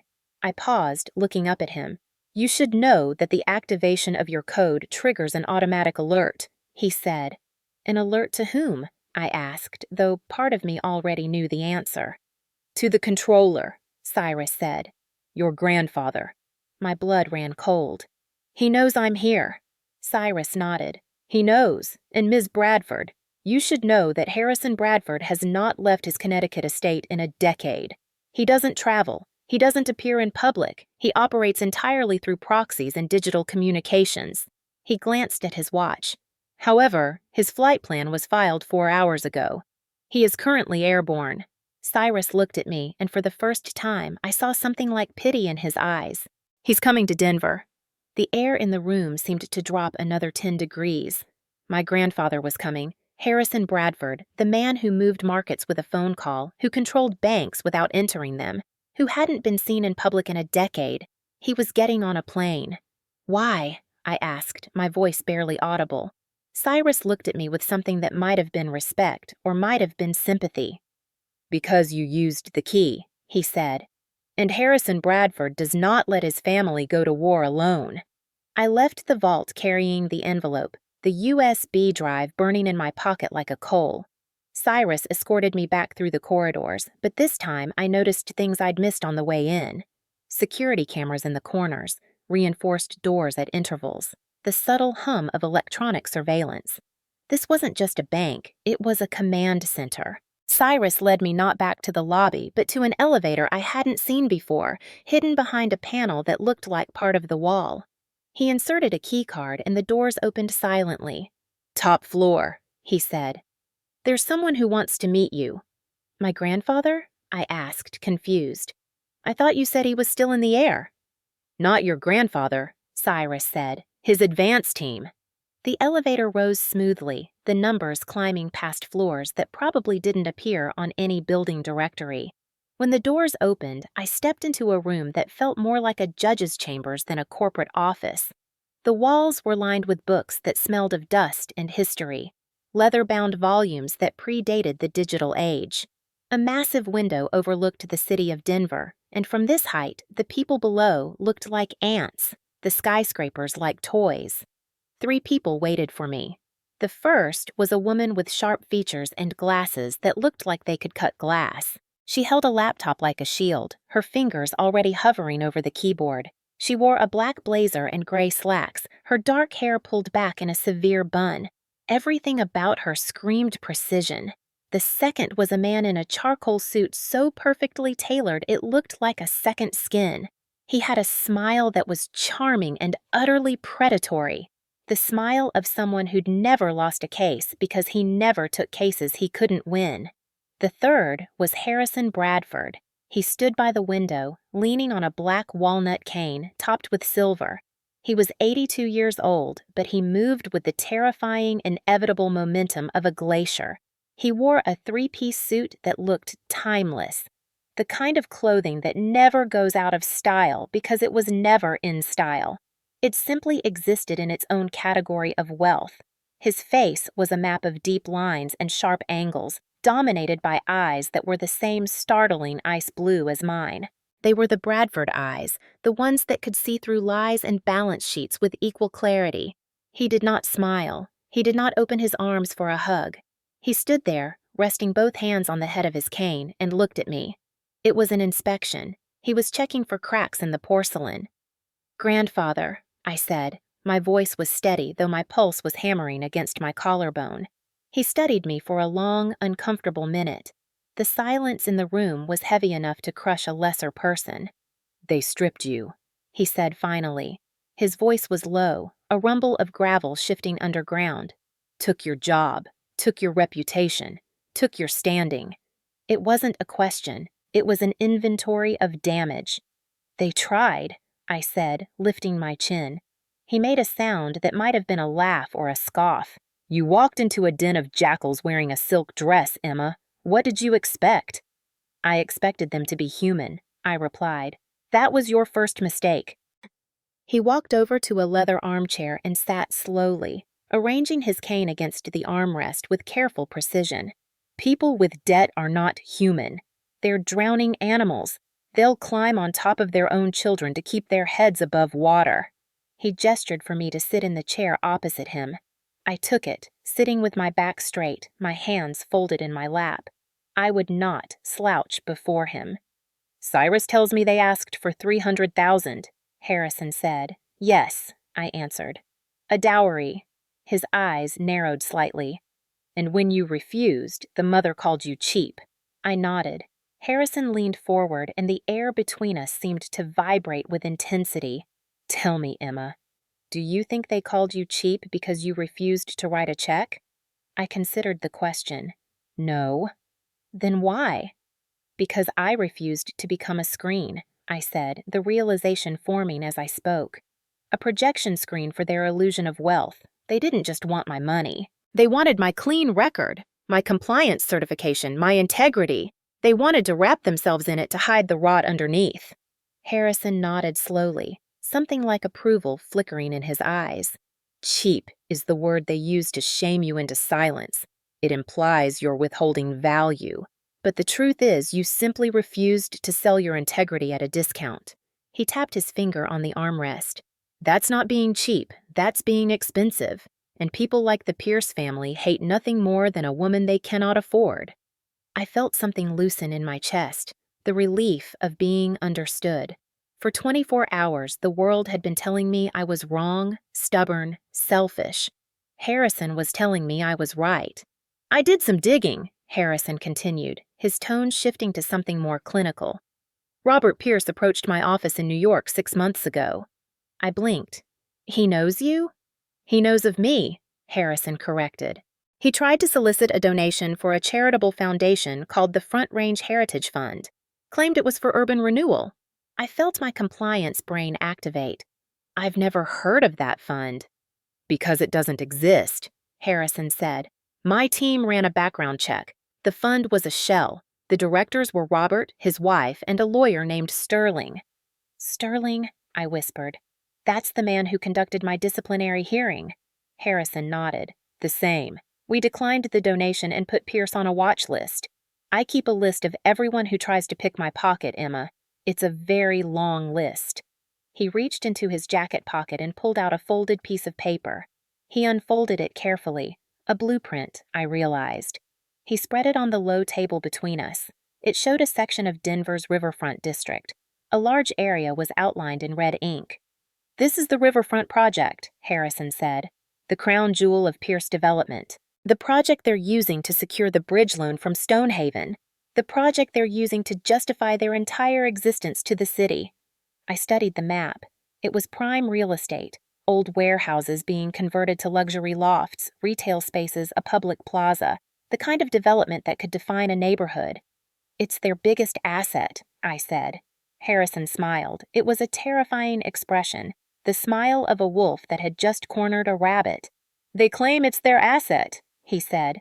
"They claim they hold a 99-year lease on this land granted by a holding company called Aurora Land Trust." He tapped the center of the red zone with one long finger. "But here's the thing about Aurora Land Trust, Emma. It's a blind trust. Extremely private. The ownership structure is buried under layers of legal entities, intentionally obscured." He looked up at me. "Do you know who controls the majority interest in Aurora Land Trust?" I looked at him, my breath catching. "You do." "I do," Harrison said, leaning back with satisfaction. "They're building their empire on my dirt, and they've been forging the lease renewals. The original lease expired 6 months ago. They're pledging land they don't own as collateral for loans they can't pay." The magnitude of the fraud hit me like a physical blow. This wasn't just a fake dowry. This wasn't just creative accounting. The Pierce family was running a full-scale real estate fraud, borrowing against a foundation that belonged to the very man whose granddaughter they'd tried to destroy. "They're building on sand," I said. "No," Harrison said softly. "They're building on a trapdoor, and I've been waiting for the right moment to pull the lever." He looked at me, his face serious. "But this is your fight now, Emma. I can make this go away. I can give you a new name. I can move you to the villa in Tuscany. You can spend the rest of your life drinking wine and forgetting the name Pierce ever existed." He paused, letting that option sit between us. Or you can stand, he continued. You can stay in Denver. You can take the weapon I've given you, and you can cut the throat of this beast. He leaned forward, his eyes boring into mine. But if you choose to stand, you must understand something. You cannot do it with emotion. You cannot do it because you're hurt or angry. You must do it because it is the necessary correction of an error. Do you understand the difference? I thought about Nathan, about the way he'd looked down at his plate while his mother insulted me, about the security guard leading me to the freight elevator, about the text messages they'd twisted into evidence. I'm not going to Tuscany, I said. Harrison watched me, waiting. But I don't want to destroy them with brute force, I continued. I don't want to just buy the bank and foreclose. That makes me a bully. That makes me like them. Then how do you want to do it? Harrison asked. I want to audit them, I said, the plan forming as I spoke. I want to expose every fake invoice, every forged signature, every laundered dollar. I want to use the law. I want to prove that I'm not a thief and that they're the ones who are cheap. I looked at him. I want the truth to be the thing that buries them. Harrison nodded slowly. He looked pleased.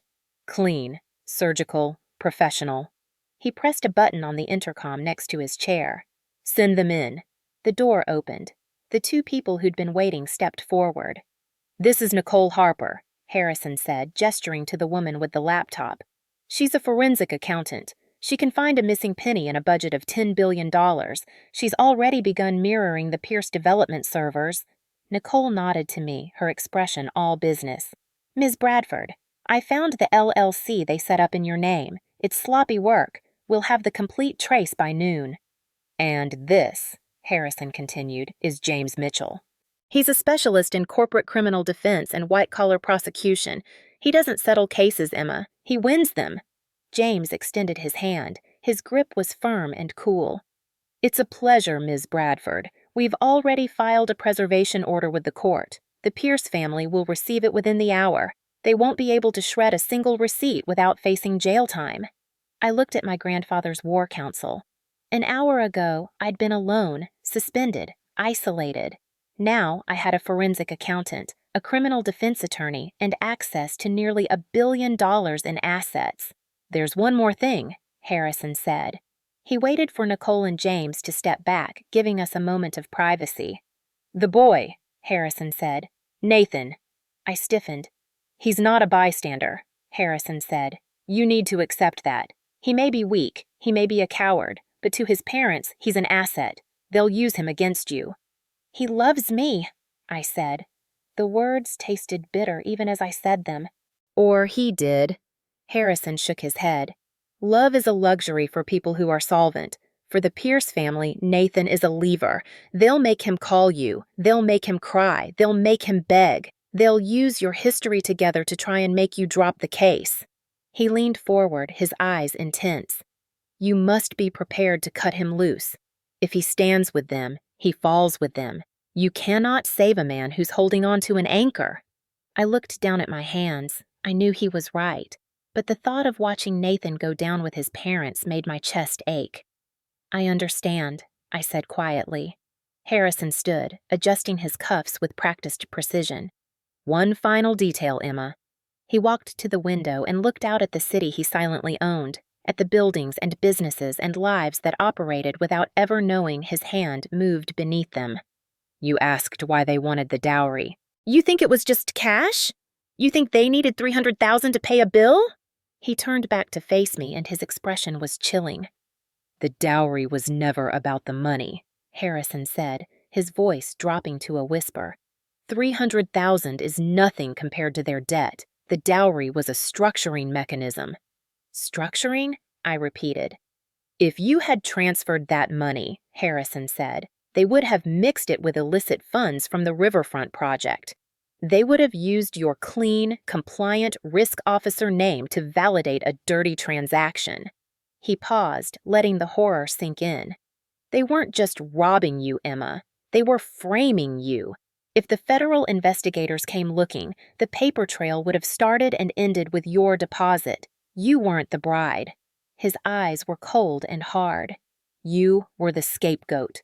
I felt the blood drain from my face. It wasn't just extortion. It wasn't just fraud. It was premeditated. They'd planned from the beginning to make me the fall person for their crimes. Owen had brought me into that house not to marry me, but to unknowingly sign a confession for crimes I hadn't committed. I stood up. The sadness was gone. The confusion was gone. All that was left was a cold, crystalline clarity. "Let's get to work," I said. Harrison smiled, a genuine, terrifying smile. "Welcome to the family business," he said. We didn't go to the police immediately. We didn't call the press. We didn't storm the offices of Pierce Development with subpoenas and accusations. Those were the moves of people who reacted with emotion. And as James Mitchell reminded me within 5 minutes of setting up his command center in the Stonehaven conference room, emotion was a liability. "If we attack now," James said, pacing the length of the room with the rhythmic precision of a metronome, "we lose. Right now, you're a suspended employee accused of extortion. If you file suit today, the narrative writes itself. You're the disgruntled ex-fiancé lashing out because you got caught with your hand in the cookie jar." He stopped and placed both hands on the mahogany table, leaning in. "We have to scrub you clean, Emma. Before we fire a single shot, we need to make sure your armor is spotless. We need to prove you're not just innocent, but that you're the only person in this equation operating within the bounds of professional ethics." I understood. In risk management, we called this establishing a baseline. You couldn't detect an anomaly if you didn't know what normal looked like. So for the next 6 hours, we didn't fight the Pierce family. We fought for my name. I sat at the conference table, flanked by James and Nicole, and drafted the most important compliance report of my life. A 40-page affidavit addressed to the Certified Compliance and Ethics Professional Board and the Internal Ethics Committee at Northwind. I didn't use adjectives. I didn't use exclamation points. I used timestamps, server logs, and cold, hard data. I detailed the exact timeline of the dinner. I included the full text message history regarding mortgage rates, providing complete context for the cropped screenshot that had been used against me. I submitted my personal bank statements for the last 5 years, showing a consistent pattern of solvency and 0 large cash withdrawals or unexplained debts. Most importantly, I voluntarily submitted my personal devices to a third-party forensic imaging service, a vendor James selected who was beyond reproach in the legal community. "I'm locking my digital life in a box and handing you the key," I wrote in the cover letter. "I have nothing to hide. I invite you to find the extortion you claim exists." By the time I hit send, the sun was setting over Denver, casting long, bruised shadows across the boardroom. I felt exhausted but lighter, cleansed. I'd built my fortress. Now, I could look over the wall. While I was defending my past, Nicole Harper was dissecting the Pierce family's present. She'd set up 3 monitors at the far end of the conference table, her fingers flying across keyboards with the speed of someone who thought in code. On the center screen was a visualization of the Pierce Development corporate structure. It looked less like a business hierarchy and more like a plate of spaghetti someone had thrown against a wall. "This is a mess," Nicole muttered, her eyes scanning the tangle of lines connecting various entities. "A deliberate mess." I walked over to stand behind her chair. James joined me, coffee cup in hand. Nicole pointed a laser pen at a cluster of nodes on the screen. "Look here. This is the main operating company, Pierce Development Incorporated. It's bleeding cash. Operating expenses exceed revenue by 40%, but they're still showing solvency on paper. Why?" She moved the laser to a series of smaller gray boxes scattered around the periphery of the main company. "Because of these. These are pass-through entities, shell companies.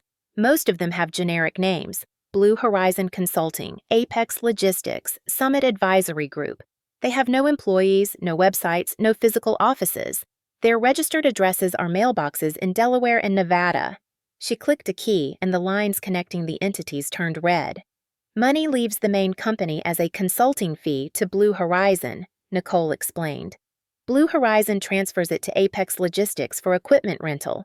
Apex transfers it to a private trust for investment management. The private trust loans it back to Pierce Development as capital injection." "It's a circle," I said, recognizing the pattern immediately. "Circular financing. They're moving the same dollar around the room and counting it as revenue every time it passes through a new entity. Ma. Exactly, Nicole said. It artificially inflates their balance sheet so they can qualify for bank loans, but there's a problem. Circular financing eventually collapses, James added from behind us. You need fresh cash to pay the fees for the transfers. You need real money to grease the fake wheels. And that, I said, the final piece clicking into place, is where the $300,000 came in. They needed a clean injection of real capital to keep the merry-go-round spinning for another quarter. I felt a grim satisfaction. Everything was starting to make sense. I decided then that I wouldn't just sit and wait for Northwind to complete their investigation.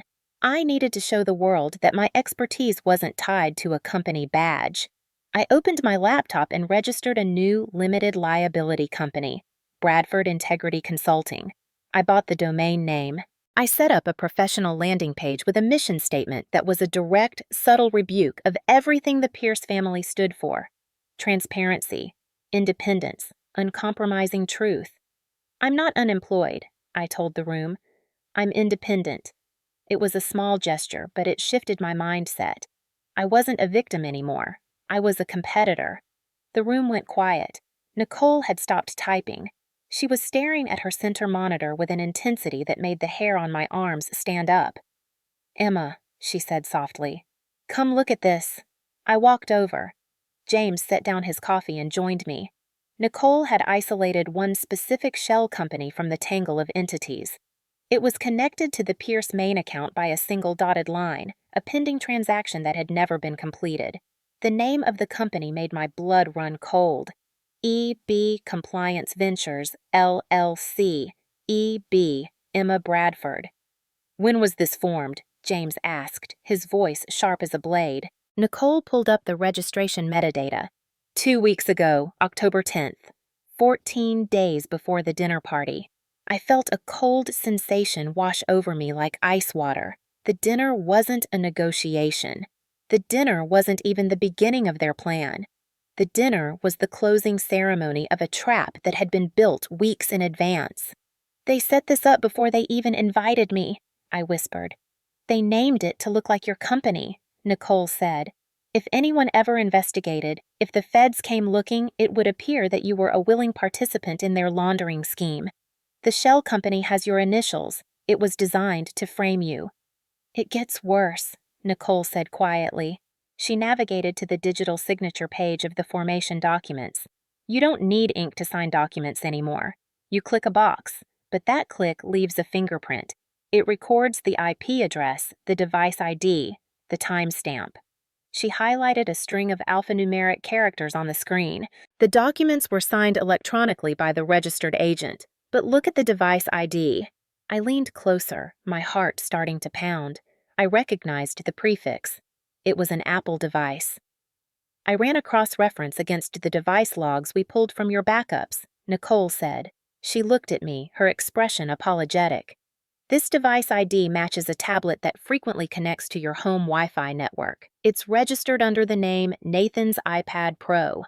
The silence in the room was deafening. Nathan. I closed my eyes. I could see him sitting on my couch, playing games on his iPad while I worked at my laptop. I could see him scrolling through news sites, checking his email, the tablet always within reach. He set up the shell company, I said, my voice hollow. Or someone used his device. Given that he has the passcode and the signing occurred over multiple sessions across 3 different days, James said, playing devil's advocate but sounding unconvinced. He either did it himself or allowed someone else to use his credentials knowingly. He knew, I said. The words tasted like ashes. 2 weeks ago, he knew they were going to ask for the money. He knew they were setting up a fake company in my name. He helped them build the cage. The betrayal felt physical, like something vital had been cut inside me. It was one thing for his parents to be monsters. It was another entirely for the man I'd slept beside, the man I'd planned a future with, to be the architect of my destruction. James watched me closely. We can add him to the complaint, Emma. We can name him as a co-conspirator. We can destroy him along with his parents. I looked at the screen, at the device ID that linked my fiancé to federal fraud. I thought about Harrison's warning. He's a leaver. They'll use him against you. But I also thought about the man I'd loved before I'd seen him shrink into nothing at his parents' table. No, I said. Not yet. James raised an eyebrow. We need a clean exit strategy, I said, forcing my voice to remain steady and professional. There's a chance, small, maybe 5%, that he was coerced, that they took his iPad while he was sleeping, or that he signed without understanding what it was. I looked at James. Draft a cooperating witness immunity proposal. If Nathan is willing to turn on them, if he's willing to testify that his parents forced him to use his device to frame me, we give him a lifeline. And if he refuses? James asked. Then we bury him, I said. But I need to offer the hand before I drop the hammer. That's the compliant thing to do. That's what separates us from them. James nodded slowly. He respected the logic. The jury will like it too. The woman who tried to save her fiancé even after he betrayed her. It plays well. We spent the next 2 hours fortifying our position. Cyrus came down from his office and authorized a level of surveillance that bordered on military grade. Every asset the Pierce family had pledged to Stonehaven was now under active digital monitoring. If they tried to sell a single property, transfer a title, or move more than $10,000, a red light would flash in this room. We were watching them breathe. At 8:07 p.m., a courier arrived at the front desk of Stonehaven. Security wouldn't allow him up. Cyrus brought the envelope down to us personally. It was made of expensive linen paper, cream-colored, scented faintly with lavender. It was the same stationery Victoria Pierce used for her thank-you notes and charity correspondence. I opened it. Inside was a handwritten card, the script looping and elegant. Dearest Emma, we are so distressed by the misunderstanding at dinner. Emotions were high, and perhaps we were too traditional in our approach. We value family above all else, and we cannot bear the thought of Nathan being unhappy. Please come to the Meridian Club tomorrow evening at 7 o'clock for a small gathering. Just family. We want to make this right. We are prepared to offer a public apology and to clear up any confusion at your workplace. With hope, Victoria. I handed the card to James. He read it and let out a dry, humorless laugh. Public apology, he said. That's the bait.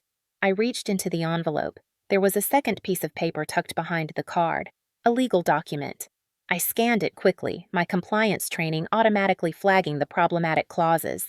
It was a non-disclosure agreement, draconian in scope. It stipulated that in exchange for attendance at the reconciliation dinner, the signer agreed to never disparage the Pierce family in any public or private forum, never discuss their financial affairs with any party, and to waive all rights to future litigation related to any and all interactions with the family.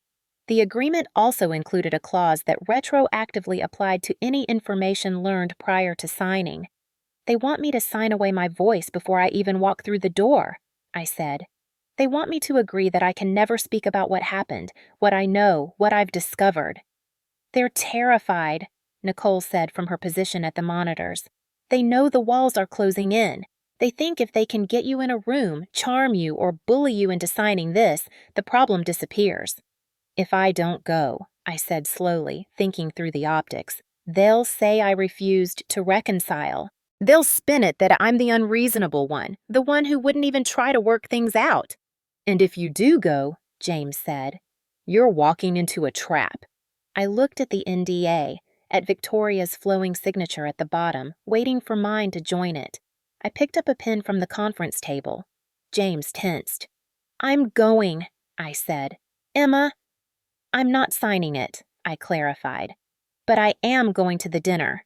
I looked at the timeline Nicole had built on her screen, at the circular financing structure, at the fake company bearing my initials. They want a family gathering? I said. Fine, I'll bring my family. I looked at the door through which Harrison had exited earlier to make phone calls. And I'll bring the truth. The next evening, I dressed for war. I chose a black dress. Simple, elegant, expensive. Not the kind of black you wear to mourn. The kind of black you wear when you want to disappear into the shadows and watch your enemies destroy themselves. I pulled my hair back into a low bun. No jewelry except small diamond studs. My mother's, one of the few things I had from her. I looked in the mirror and saw someone I barely recognized. Not the compliant Emma who'd walked into the Pierce estate 6 days ago. Someone harder, colder, more expensive. James had given me a single instruction before I left Stonehaven. Stand in the center of the room and let them hang themselves. Criminals, when pressed against a wall, eventually mistake silence for consent. They'll talk because they need to believe you're falling in line.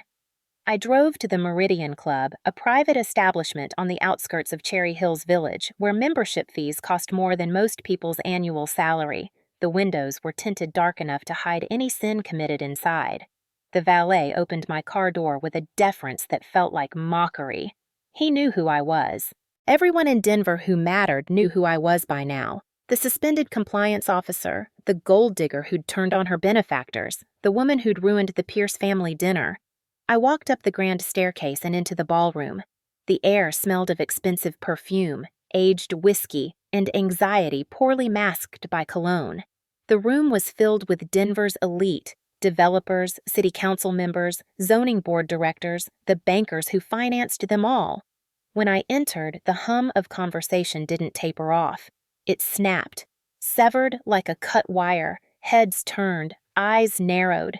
I felt the collective judgment of 100 people wash over me like a wave of cold water. They looked at me with polite, cultivated loathing.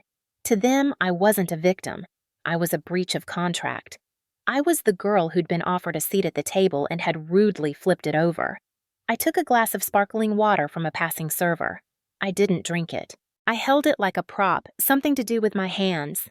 Victoria Pierce detached herself from a group of women near the fireplace. She was wearing a cream-colored gown that made her look like an anxious wedding cake. She rushed toward me with her arms partially open, a performance of forgiveness so brittle I thought she might shatter if I touched her. "Emma!" she exclaimed, her voice pitched loud enough for half the room to hear. "You came! We were so worried you wouldn't understand the gesture." She stopped a foot away from me, not actually hugging me. Her eyes scanned my face, looking for weakness, for cracks. "I'm here, Victoria," I said neutrally. Yes, she said, linking her arm through mine and steering me away from the center of the room toward a quiet alcove near the terrace doors. "We just want to put this ugliness behind us.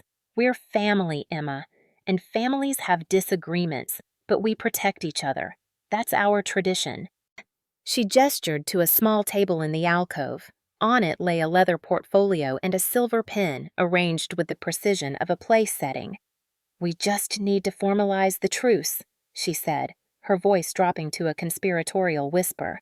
"Just a standard privacy agreement to ensure that our little spat remains within the family circle. Once you sign this, Robert is prepared to make a statement to your employer. He'll say it was all a terrible misunderstanding. He'll clear your name." I looked at the portfolio. I knew what was inside, the NDA I'd already read. "I can't sign this, Victoria," I said, keeping my voice calm and factual. "I cannot sign a legal document that retroactively binds me to silence regarding illegal financial requests. That would make me an accessory after the fact." Victoria's grip on my arm tightened. Her perfectly manicured nails dug into my skin through the silk of my dress. "Don't use those words here," she hissed, her composure cracking. "There's nothing illegal about family helping each other. You're being stubborn, Emma. You're being a child." Robert appeared from the shadows of the terrace. He looked worse than he had at the dinner. His skin had a gray pallor, and there were dark circles under his eyes that no amount of expensive scotch could hide. He looked like a man who hadn't slept in days. "Sign the paper, Emma," he said. He didn't shout. He spoke with the flat, dead tone of a man who'd run out of options. I looked at him. "No, Robert." Robert stepped closer, invading my personal space. He smelled of alcohol and fear, a sour combination. "If you walk out of here without signing that," he said, leaning down so his face was inches from mine, "you're finished. I won't just ruin your reputation at Northwind. I'll ensure you never work in finance again. I'll bury you under so many lawsuits that your grandchildren will be paying off your legal fees." His voice rose slightly. "You'll be toxic. You'll be nothing." Neil, 2 days ago, that threat would have terrified me. Now, knowing what I knew about the fragility of his empire, it just sounded pathetic. "You're threatening the wrong person," I said quietly. I pulled my arm free from Victoria's grip and stepped back. "I'm going to get some air," I said. I walked away from them, toward the center of the ballroom. I needed to separate myself, to observe, to see who else was here and what alliances had formed. I stood near a marble pillar, watching the room. Robert was already talking to a man in a rumpled suit, gesturing wildly. Victoria was dabbing her eyes with a handkerchief, playing the martyr for a circle of sympathetic wives. A man approached me, holding a tumbler of whiskey and swaying slightly. He looked familiar. I recognized him from local news coverage, a city advisor who sat on the urban planning committee. "You're the fiancé," he said, his words slightly slurred. "The one causing all the trouble." I looked at him. "I'm Emma Bradford." He chuckled, a wet, unpleasant sound. "You've got some nerve, you know, holding out on Robert like that. The man is sweating bullets." He took a sip of his drink and leaned in, his breath hot and sour. "Look, honey, I don't know what game you're playing, but you need to cut the check. We've got city auditors coming for the riverfront review in 10 days. If Robert doesn't plug that hole in the subsidization account, the whole thing blows up." My heart stopped. This was it. This was the confession I needed. "And if it blows up?" I asked carefully, keeping my voice neutral, inviting him to continue. "If it blows up and I go down for approving that grant without proof of liquidity, I'm taking everyone with me," he said, gesturing broadly at the room. "You understand? Everyone. The city planner, the zoning board, the bank that gave preliminary approval. We all go down if that audit shows what we know it's going to show." He looked at me with glazed eyes. "You're worried about 300 grand? It's a bridge payment, temporary. Once the audit clears, we can shuffle the funds back out. Nobody gets hurt. Just be a team player." He patted my shoulder and stumbled away toward the bar. I stood, frozen, processing what I'd just heard. He'd just confessed to a conspiracy to defraud the city government.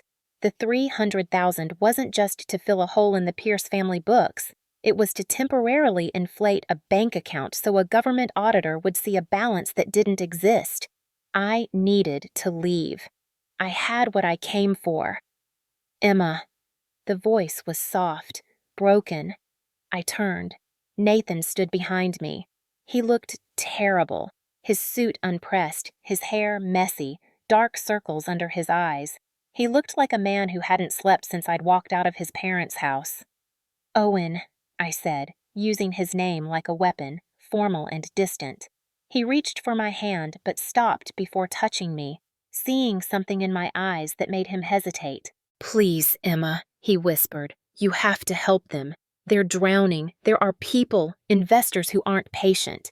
They have leverage over my father. Real leverage. If this project collapses, if the city pulls the grant—" He looked around the room, his eyes darting nervously. "They're not just facing bankruptcy. These aren't the kind of people you default on." He was crying now, silent tears running down his face. "I love you, Emma. Please, just sign the paper. Just give them the money. I'll pay you back. I swear to God, I'll work for the rest of my life to pay you back. Just save us." I felt a flicker of pity. He was a drowning man, just as Harrison had said.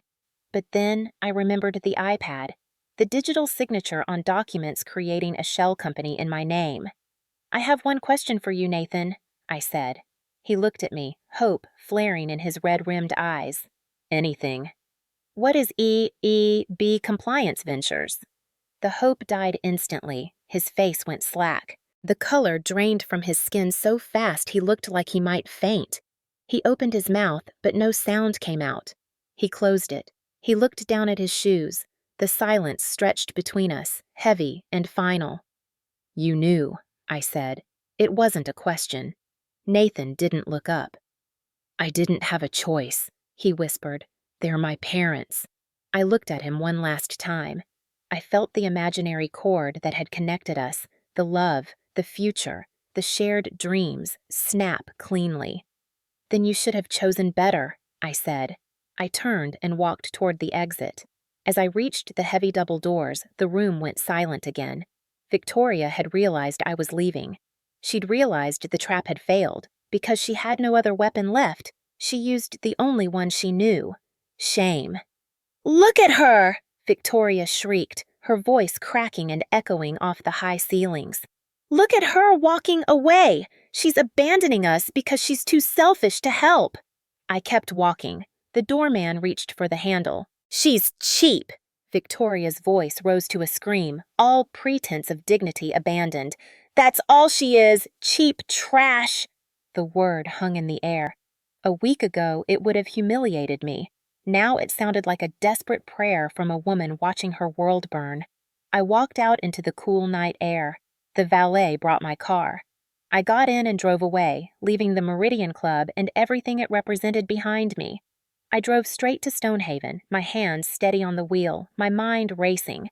I needed to tell James about the city advisor's confession. I needed to log the testimony while it was fresh. When I pulled up to the building, something was wrong. The lobby lights were blazing, all of them, not the subdued evening lighting I'd expected. Security guards were running toward the elevators. I caught the eye of the night receptionist, a different woman than the one who'd dismissed me yesterday. She looked pale. "What's happening?" I asked. She pointed toward the elevators. "Mr. Langford is asking for you. It's urgent. Top floor." I took the elevator up. When the doors opened, the atmosphere in the war room was electric with tension. Red lights were flashing on Nicole's monitors. James was on his phone, barking legal codes. Cyrus stood by the window looking at a tablet. "Emma," he said when he saw me, "we have a situation." "What is it?" I asked, my stomach dropping. 10 minutes ago, we received a flag alert from the asset registry," Cyrus said, turning the tablet toward me. "Someone is attempting to access the title deeds for the land under the Riverfront Project, the land your grandfather owns." "They're trying to steal it," I said. "Not just view it," Cyrus corrected. "They're trying to transfer it. Someone is using an executive override code, an old one, dating back 20 years. They're attempting to force a transfer of ownership from Aurora Land Trust to Pierce Development." I stared at the screen. "Who has that code?" "Only 2 people," Cyrus said. "Harrison Bradford and the original trustee who set up the blind trust in 1998. He looked at me grimly. "The Pierce family is desperate. They know they can't get money from you, so they're trying to steal the land itself to satisfy the audit. And they found someone with access to the back door." "We have to stop it," I said. "We're trying," Nicole said from her position at the computers. "But the system is automated. If we don't input a biometric counter-authorization within 60 minutes, the transfer processes automatically." She looked at me. "If they get the title, even for 24 hours, they can use it to secure refinancing and cover their tracks." "Who needs to provide the counter-authorization?" I asked. "The beneficiary proxy," Cyrus said. "You." I looked at the clock on the wall. 9:47 p.m. "But there's a problem," Cyrus added. "The authorization terminal isn't here. It's in the vault. And the vault has entered security lockdown because of the breach attempt." "So unlock it," I said. "I can't," Cyrus said. "The lockdown is hardwired into the building's security system. It seals the vault for 12 hours unless a physical override key is used." "Where's the key?" I asked. Cyrus looked at the door. "It's with Harrison, and his plane just landed 20 minutes ago. He's on his way here." My phone buzzed. Text from an unknown number. "Don't go to the bank. My parents are there. They have someone with them. Be careful." "Nathan."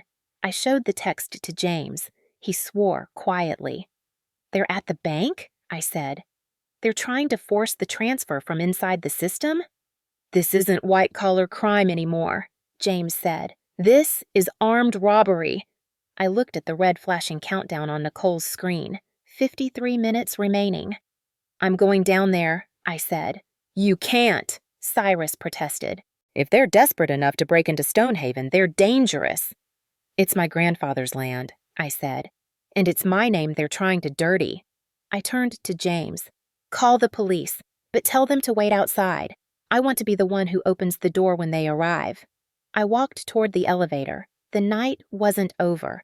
The dinner party had been a distraction. The real war was happening in the vault, 50 feet below ground, where desperate people with nothing left to lose were trying to steal the foundation out from under everything. And I was the only one with the code to stop them. The elevator didn't work. I pressed the button repeatedly, but the panel remained dark. The hard seal had cut power to the internal elevators. "We can't go this way," James said, grabbing my arm. "The system has severed the internal access. We have to go outside and use the external vault entrance." He pulled me toward the stairwell. We exited into the alley behind Stonehaven, where a black SUV was idling, its engine rumbling with barely contained power. 2 men in tactical gear sat in the front, private security contractors that Cyrus had called. "Get in," James ordered. I climbed into the back seat. The interior smelled of leather and gun oil. James slid in beside me, and the locks engaged with a heavy mechanical thud. "Go," James said to the driver. "Loading dock entrance, south side." The vehicle lurched forward, taking corners with aggressive precision. I gripped the door handle, my heart hammering. James's phone rang. He put it on speaker. Cyrus's voice filled the car. "Tell me you're secure," Cyrus said. "We're in the vehicle," James replied. "What's the situation?" "It's worse than a transfer attempt," Cyrus said, his voice tight. "They've initiated a forced reclamation protocol." "Explain," I said. "The account associated with the riverfront land is a blind trust," Cyrus said. "But there's a dormant clause in the original deed. A clause that allows for immediate reversion of ownership to the lessee if the trust fails to provide biometric proof of life within a specific window during a challenge." My blood ran cold. "Proof of life? Someone initiated a challenge 12 minutes ago," Cyrus continued. "They're claiming Harrison Bradford is incapacitated or deceased, and therefore the trust is void. If we don't provide physical biometric override, your handprint, Emma, and the code, within the next 47 minutes the system defaults. The title automatically reverts to the developer currently occupying the site." "Pierce Development," I whispered. "Exactly," Cyrus said. "It's a dead man's switch, and they found the trigger." The SUV screeched to a halt at the loading dock. The heavy steel shutter was half open, revealing darkness beyond. "Police?" I asked James. He checked his phone. "Dispatch says they received a stand-down order. Someone high up told them it's a private security drill." "Robert bought them time," I said. "Or the city advisor did." We got out of the vehicle. The 2 security contractors moved to flank me, their hands hovering near concealed weapons.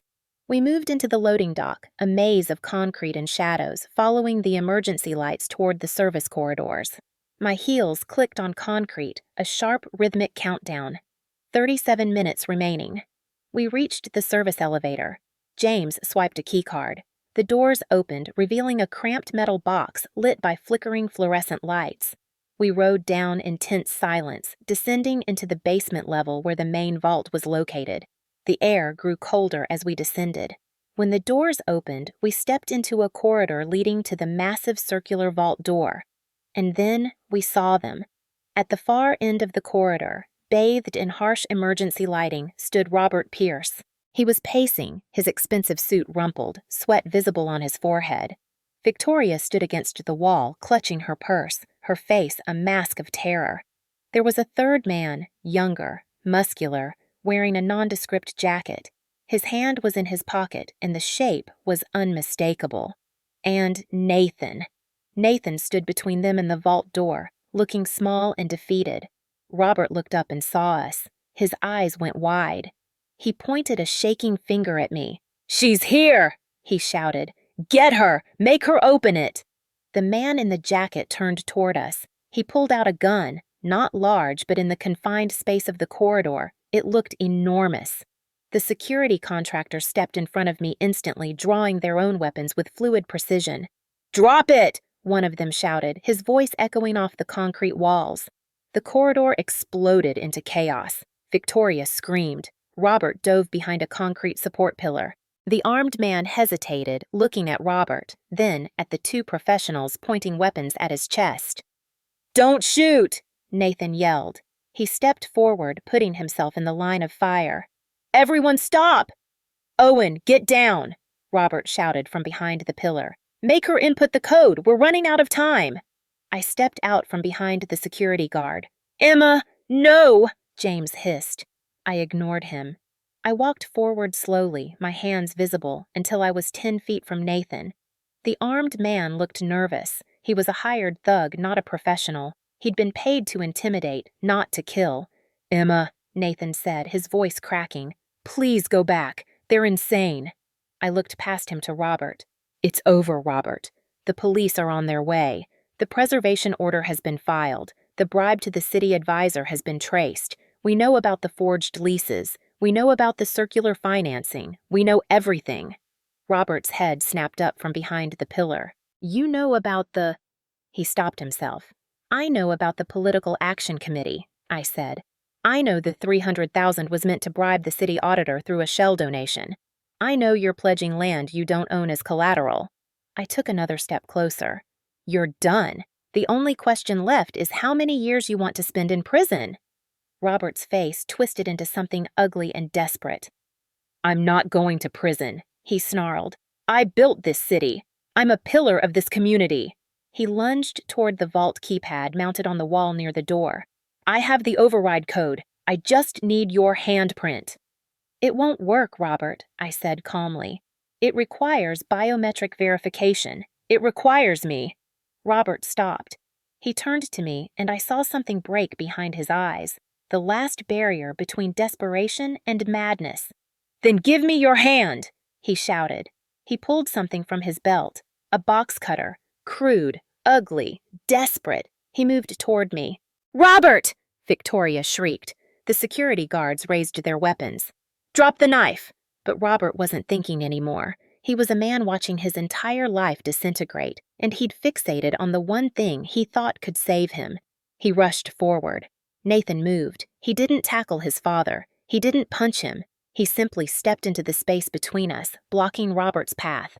Robert collided with his son. The box cutter slashed out wildly. Nathan gasped. He stumbled backward, his hand going to his left arm. Blood, bright red and shocking, began seeping through the sleeve of his jacket.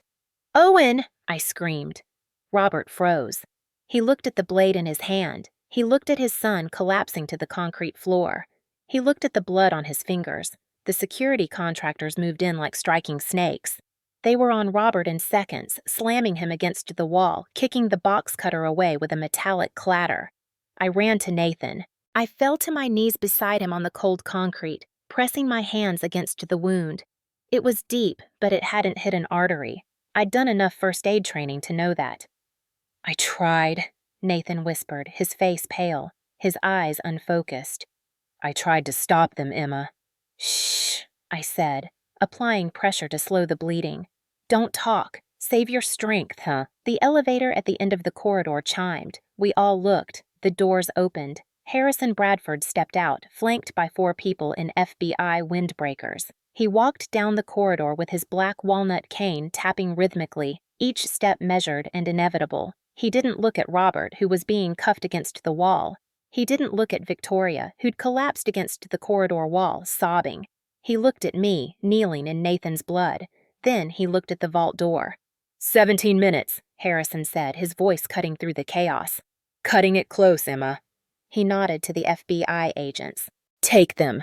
The agents moved past him. They lifted Robert from the wall. They pulled Victoria to her feet. They disarmed the hired man and cuffed him with swift efficiency. I stood up slowly, my hands stained red. One of the security contractors was already applying field dressing to Nathan's arm, speaking into his radio to call for medical assistance.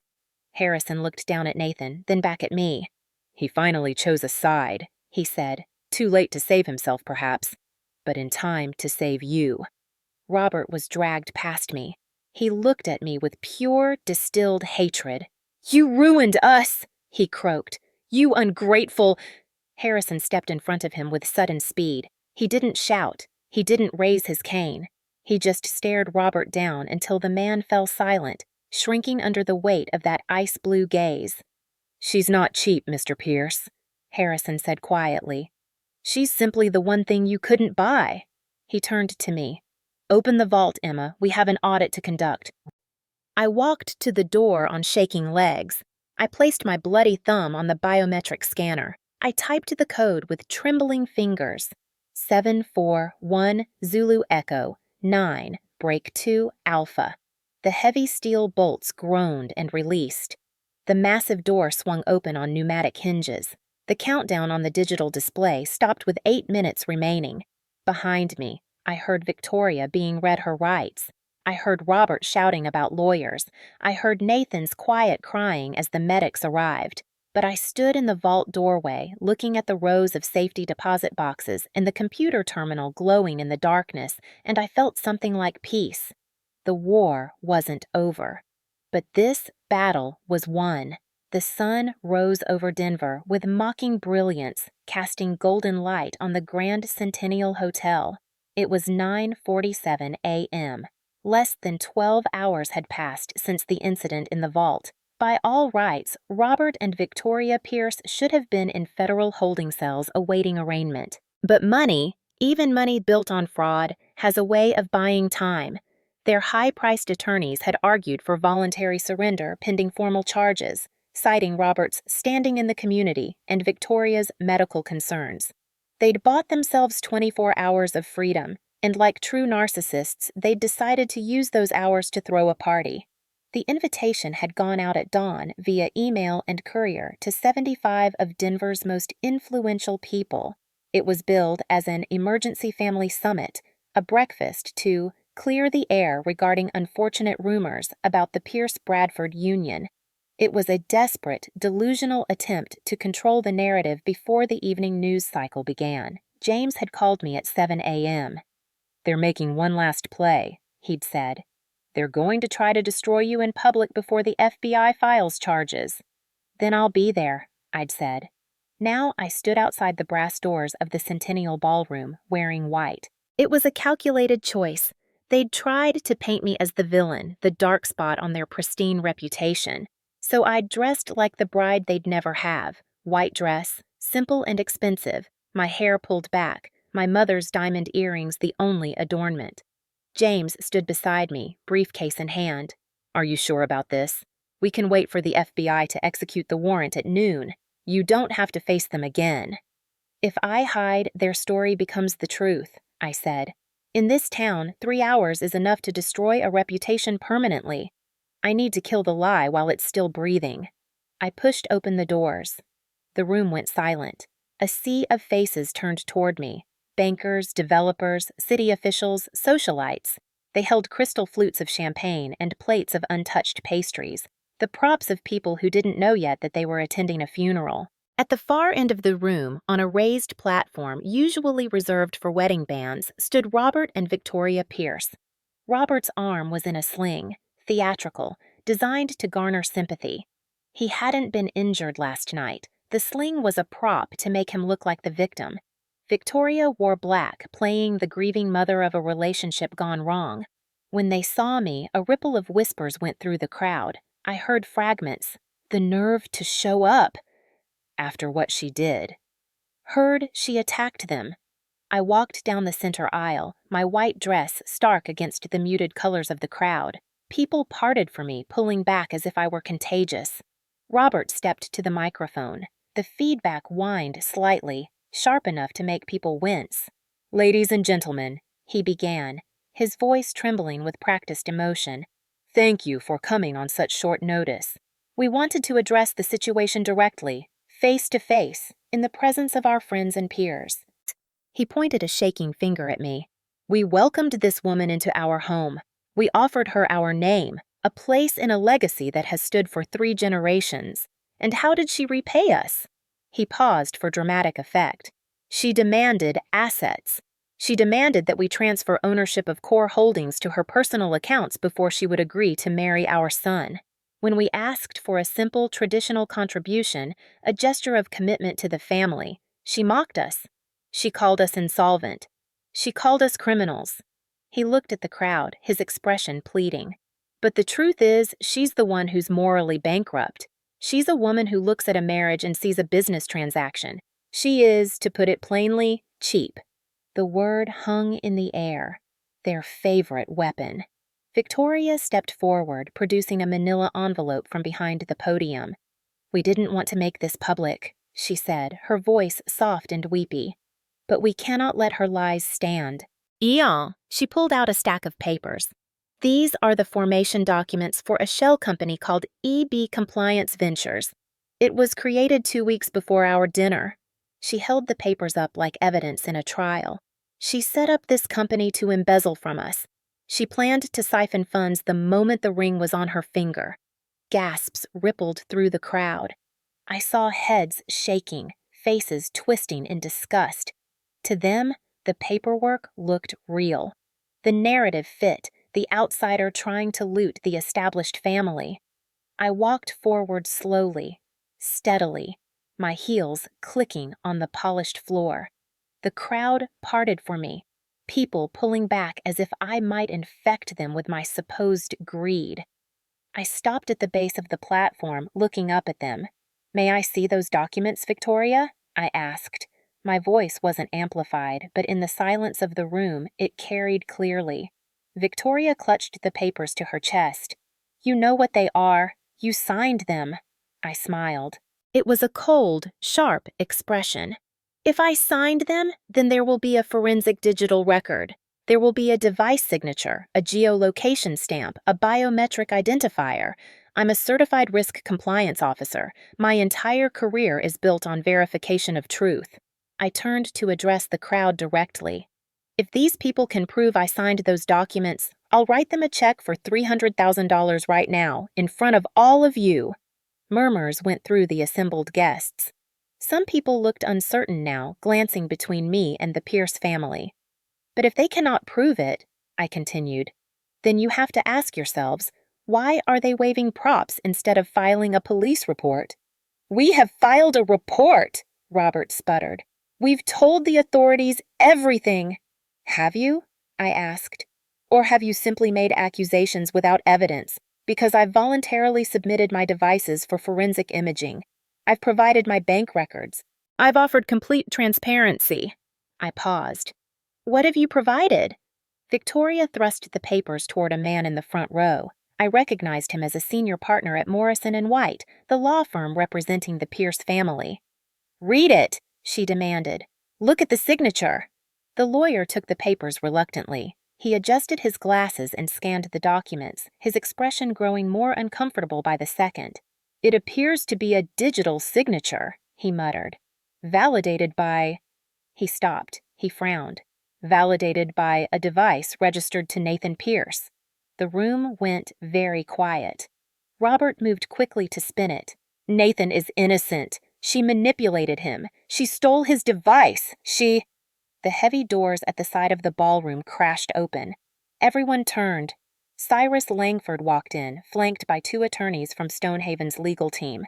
Behind them came 4 uniformed officers carrying sealed evidence boxes. Cyrus walked straight to the lawyer holding the Pierce family's documents. He didn't ask permission. He simply took the papers from the man's hands.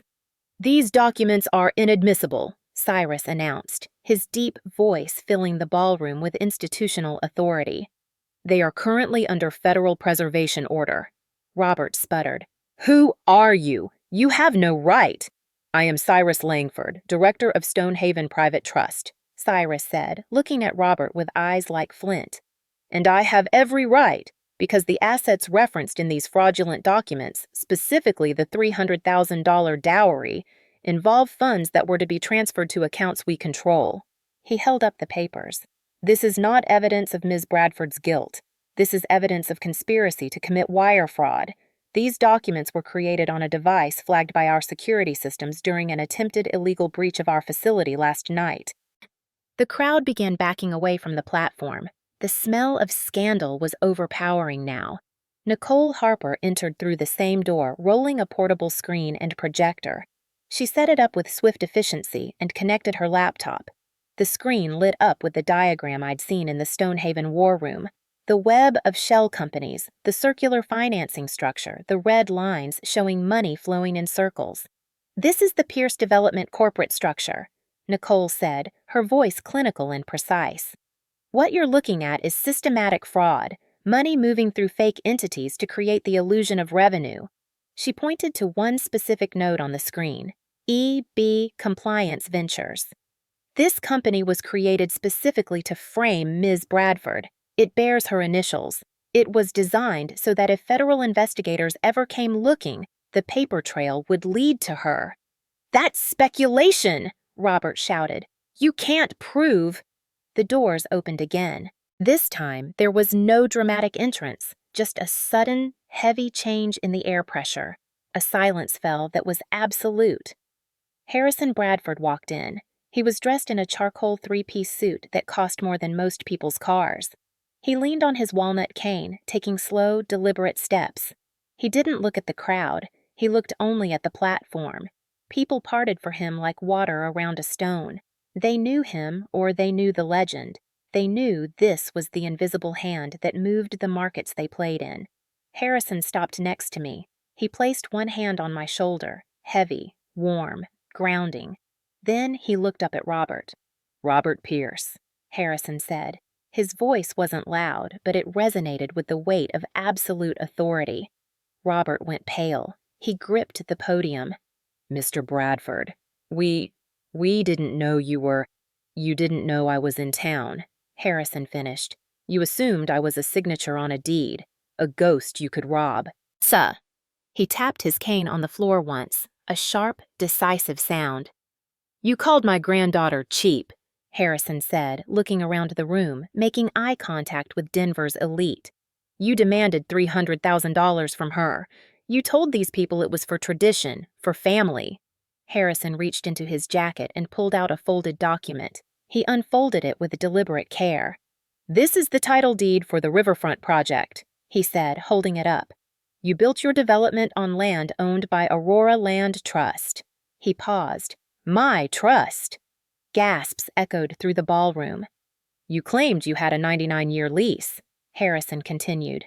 "But that lease expired 6 months ago. You've been forging the renewals. You've been pledging land you don't own as collateral for loans you can't pay." He let the paper fall. It fluttered to the floor, landing at my feet. "And that's not all," Harrison said, his voice dropping to a deadly quiet. "You applied for a city grant to subsidize construction. The grant required proof of liquid capital reserves. You didn't have the money, so you tried to extort $300,000 from this young woman." He gestured to me. "You planned to use it to fill your bank account for exactly 24 hours, just long enough to fool the city auditor." He pointed his cane at Robert like a weapon. "You weren't asking for a dowry.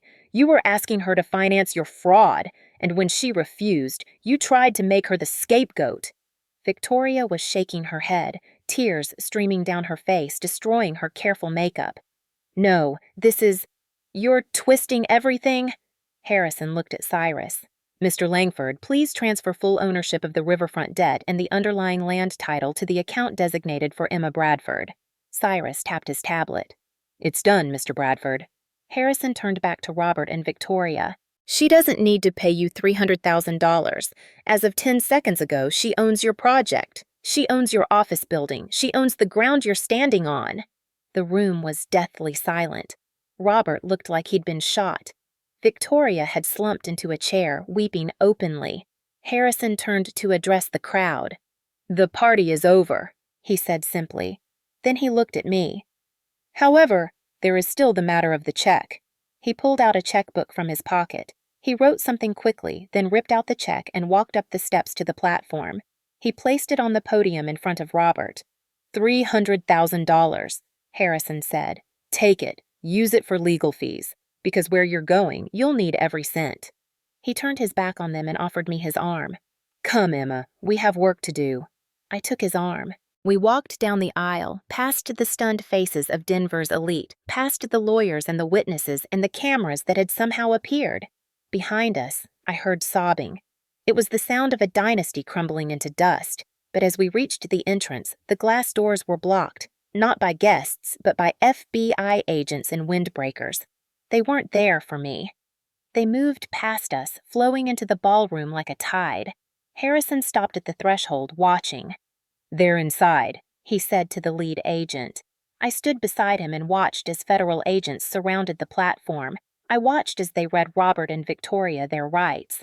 I watched as handcuffs were placed on wrists that had worn expensive watches and diamond bracelets. I felt a strange lightness wash over me. Not happiness, just the absence of weight. The ledger was balanced. "Let's go home, grandfather," I said. Harrison nodded. "Yes, let's go home." 3 months later, the courtroom was packed. I sat in the front row, watching as the judge delivered the sentencing. "Robert Pierce, you are hereby sentenced to 8 years in federal prison for wire fraud, conspiracy to commit bribery, and falsification of business records. Victoria Pierce, you are sentenced to 6 years for conspiracy and accessory charges." Robert stood at the defense table, his expensive suit hanging loose on a frame that had lost 20 pounds. He looked like a different man, smaller, older, defeated. Victoria wept quietly, but there was no performance in it now, just genuine grief for a life that was over. Nathan sat in the gallery on the opposite side of the courtroom. Our eyes met briefly. He'd taken the immunity deal, had testified against his parents in exchange for avoiding prosecution. He was working as a junior architect at a small firm, far from the family business. We'd spoken once, briefly, to finalize the dissolution of our engagement. He'd apologized. I'd accepted. But some bridges once burned can't be rebuilt. I'd launched Bradford Integrity Consulting officially. My first client was the city of Denver. They'd hired me to conduct a comprehensive review of their grant approval processes. Turned out, the Pierce fraud had been one instance in a systemic pattern of oversight failures. I was expensive now, and I didn't apologize for it. After the sentencing, I drove to the airport. Harrison was flying back to Connecticut, his work in Denver finished. We met in the private aviation terminal, a quiet space away from commercial crowds. "You didn't just survive them," Harrison said as we stood by the window overlooking the tarmac. "You became expensive. That's the difference between surviving and winning." "I learned from the best," I said. He smiled, a genuine expression, rare for him. "No, you learned from yourself. I just gave you permission to use what was already there." He handed me a small envelope. "For when you need it again." Duh. Inside was a new titanium card. Same design, different code. "I'm not planning on needing it," I said. "Nobody plans on needing it," Harrison replied. "That's why it's there." He picked up his cane and walked toward the waiting plane. At the door, he turned back. "Emma," he called, "they didn't call you cheap because you were. They called you cheap because you refused to be bought. Remember that." I watched his plane take off, climbing into the clear Colorado sky until it was just a silver glint against blue. I drove home to my apartment in Lodo, the apartment I still owned outright, that nobody could take from me. I poured a glass of wine and stood at my window, looking out at the Denver skyline. I didn't have a fiancé. I didn't have the life I'd planned, but I had my name back. I had my integrity. I had work that mattered, and I understood now what my grandfather had been trying to teach me. The opposite of cheap isn't expensive. It's invaluable.